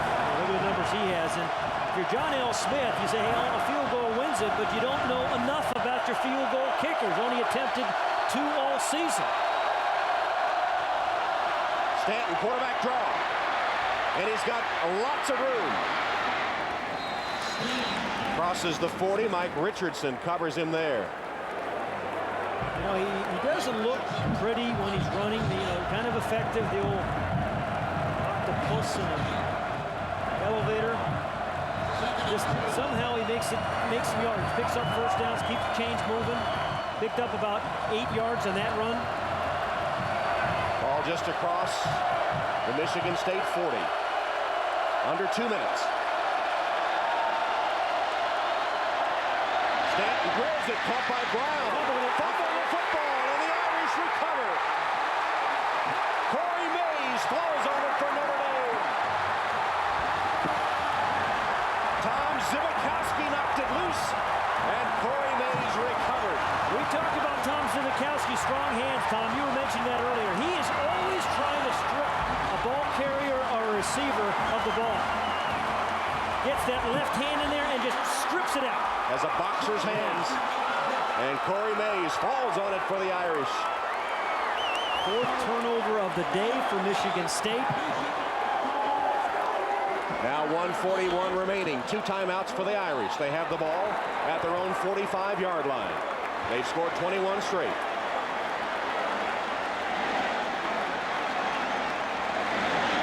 And they got time to run it or throw it with those timeouts and this field position. Quinn's going to throw it.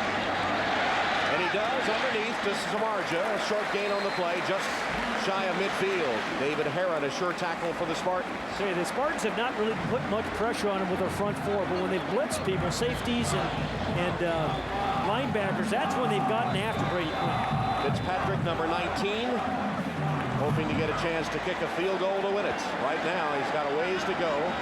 They're at midfield. Quinn, good protection. Again underneath, ball knocked loose. It'll be an incomplete pass. Knocked loose. Darius Walker had it, but not long enough for a possession. Well, the kicker, DJ Fitzpatrick, his career long, he was 47, so they have to get the ball around, what, the 30-yard line, 28-yard line? Yeah, he in fact made a 48-yarder today and missed a 48-yarder today. So they figure you need another 15, 18 yards. But still, what you're thinking about now on third down is just a third and 5, just a first down. Minute 5 on the clock. Third down and 5. Quinn misses Walker, and it's fourth down. So the Irish with a golden opportunity after the Spartan fumble. Unable to take advantage on fourth down and 5. You know, it's interesting too, though. Charlie Weiss again playing it. I think he's going to go for it. Yeah, he's going to go for it. Otherwise, rather than punt, play defense and maybe get to overtime. Trying to win it right here. Now remember, if the ball goes over, Michigan State only needs a field goal. That's not sure you don't punt it. Charlie Weiss. Rolling the dice as the Irish shift.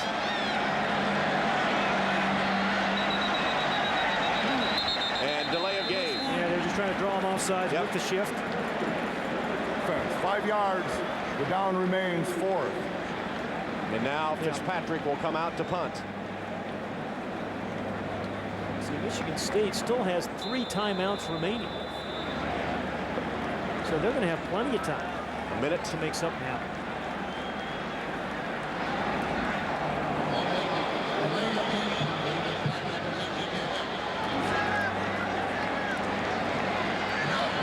Punt block, maybe?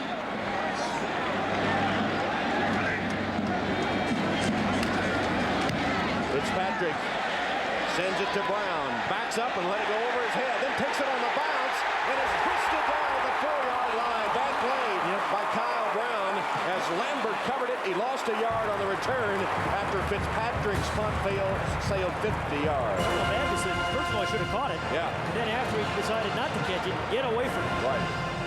Because that could have been disastrous. He's lucky that Notre Dame doesn't have it right there. He's able to hold on to the football, but now Michigan State has the ball at the 4-yard line. Do you take a knee? 52 seconds, though. Notre Dame has 2 timeouts. Yeah, well, Michigan State has here. I think you've got to try something. Yeah, I think you still try to get yourself a first down.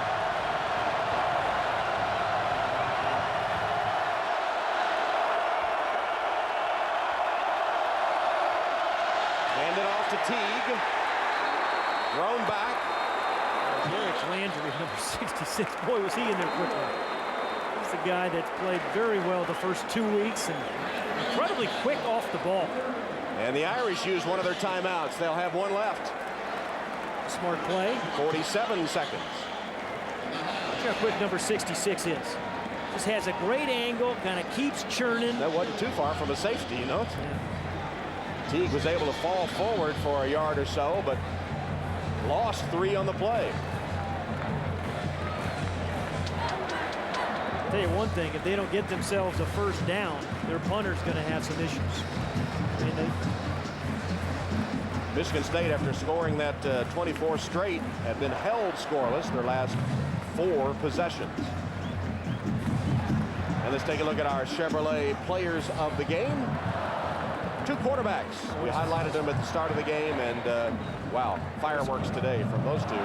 Brady Quinn and Drew Stanton. In recognition of their determination and outstanding play, Chevrolet will make a $1,000 contribution to each university's general scholarship fund, Chevy, and American Revolution. You know, Tom, I think the first thing you have to think about for Michigan State is at least get the ball to the 10-yard line. That gives your punter the full 15 yards that he normally takes. That's the first stop. You'd love to pick up the first, but at least get the ball to the 10-yard line. Two quarterbacks today have combined to throw for nearly 800 yards. It's a season for some people. Second down, 13. Hand the ball off to Teague. Hit at the goal line, driven back. Forward progress. Still at the one. Yes. Yep. No safety. Abby Amiri hitting first. And Ndukwe charges in to call a timeout with 37 seconds. Fans wanted a safety, but his forward progress to the one. Here it is. Yeah, you have a look. He was clearly out over the goal line. He stopped there on the 1-yard line. Thrown back, but forward progress. Well, I mean, Michigan State really, the last 3 series, have played it really close to the vest. Now, I understand this one, but the 2 prior, I mean, they were he wants a safety and then he wants a timeout. Desperately trying to get something with the hands above the head there.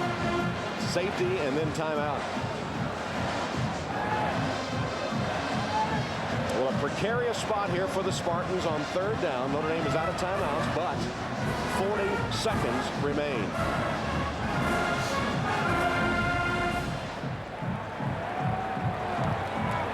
The last 4 Michigan State possessions. 3 and out, 3 and out, 3 and a fumble. And now this one, 3rd down, 14 to go from their own 1-yard line.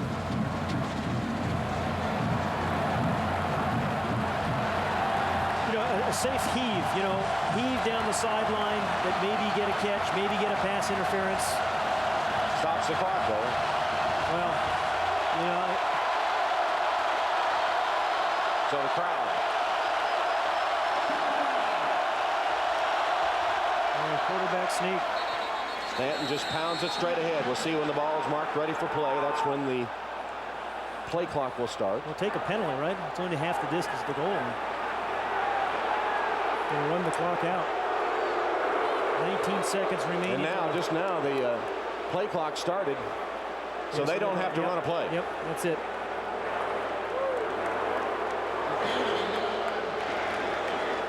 So Michigan State survives a scare in the shadow of their own goal line. They got a break as they slowly got up, and the ball was not marked ready for play until the play clock would be larger than the game clock. And so that'll bring the end of the regulation, and we'll head to overtime.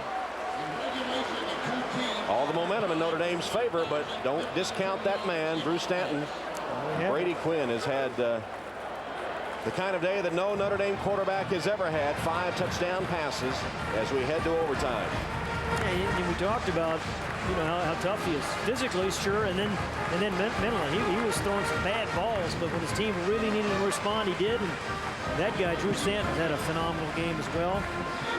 All time in overtime, Notre Dame is 2-3. Michigan State is 1-1.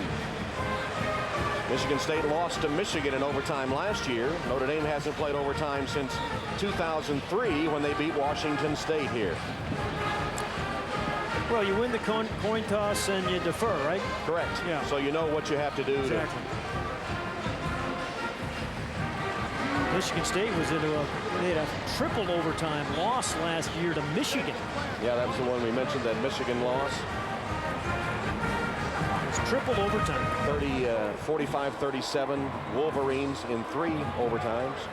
Stanton got hurt in that game, didn't make the overtime period.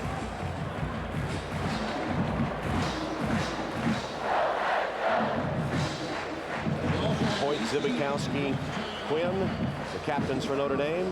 Stanton, the captain, Michigan State. He's calling heads in the air. Head again. You want to talk? You want to be offense, defense?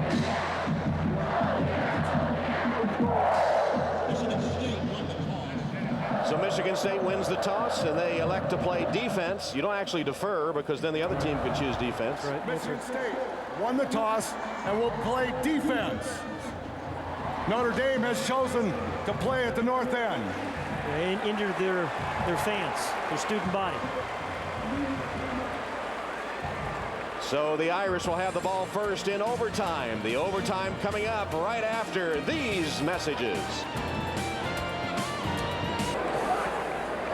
Michigan State and Notre Dame. Today's game presented by Coca-Cola Classic. We're headed to overtime. At one point, Michigan State scored 24 straight points to take the lead. Notre Dame responded with 21 straight, and we're headed to overtime. And here are the rules, Pat. Well, you get the series in the 25-yard line, and the series will end after team scores or fails to make a first down. And each team gets one series, at least one series. And, you know, this is why when you win the toss, you play defense. You want to know what you have to do when you get the ball. From the I formation, a rare formation today. Quinn chased and scrambles ahead, tripped up. Back to the line of scrimmage. Heron got a hand to trip him up. You know, every time Michigan State has blitzed a safety or a linebacker, they've gotten a lot of pressure on Brady Quinn. I just, you know, keep bringing the pressure. And a determined blitz that time by David Heron, because Brady Quinn slipped it early, but Heron kept after him and dropped him for a 1-yard loss. Second down and 10. Because he did tackle him for a 1-yard loss. At the line of scrimmage.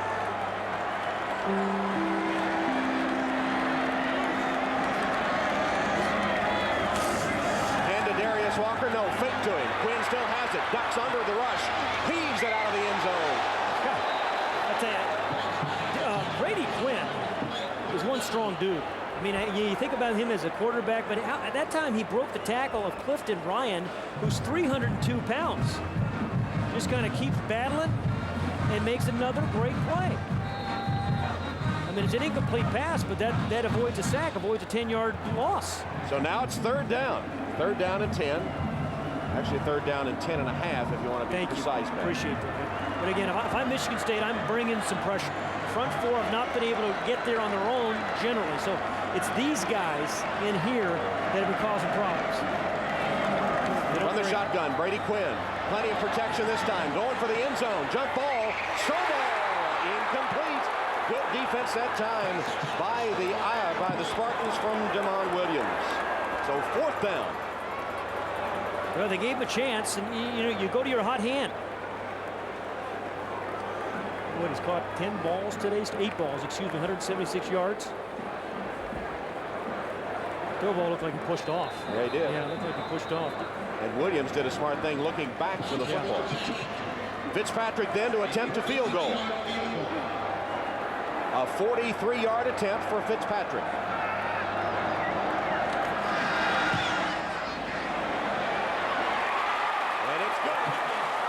It didn't look pretty. It's a knuckleball. Yeah, knuckleball, and they got through. But John L. Smith congratulates his defense as he holds Notre Dame to a field goal.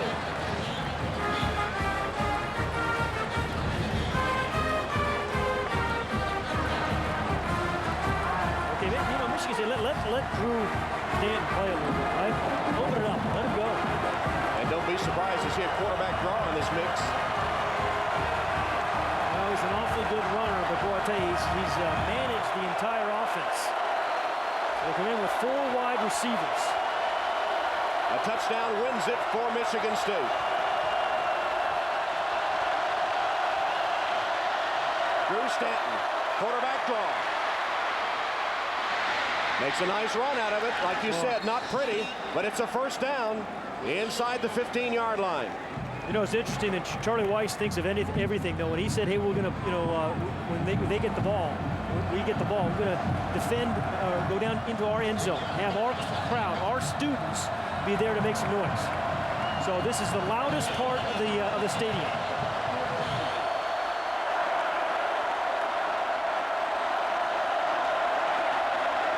Comes a blitz right here.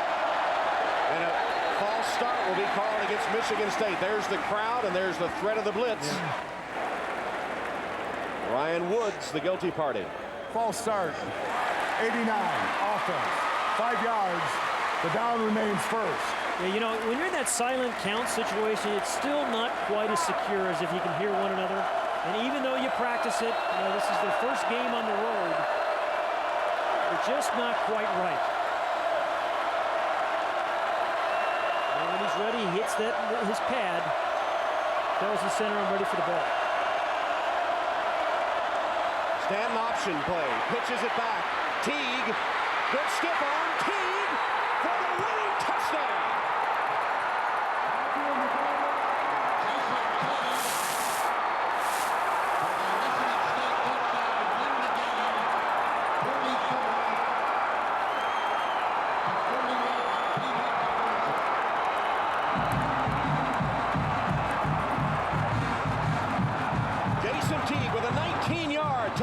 scamper, breaking tackles and throwing out a stiff arm as Stanton engineers the 5th consecutive win at Notre Dame Stadium by the Michigan State Spartans. You know, Tom, remember earlier in the game they ran that play and Stanton kept the ball, didn't pitch it, and scored himself?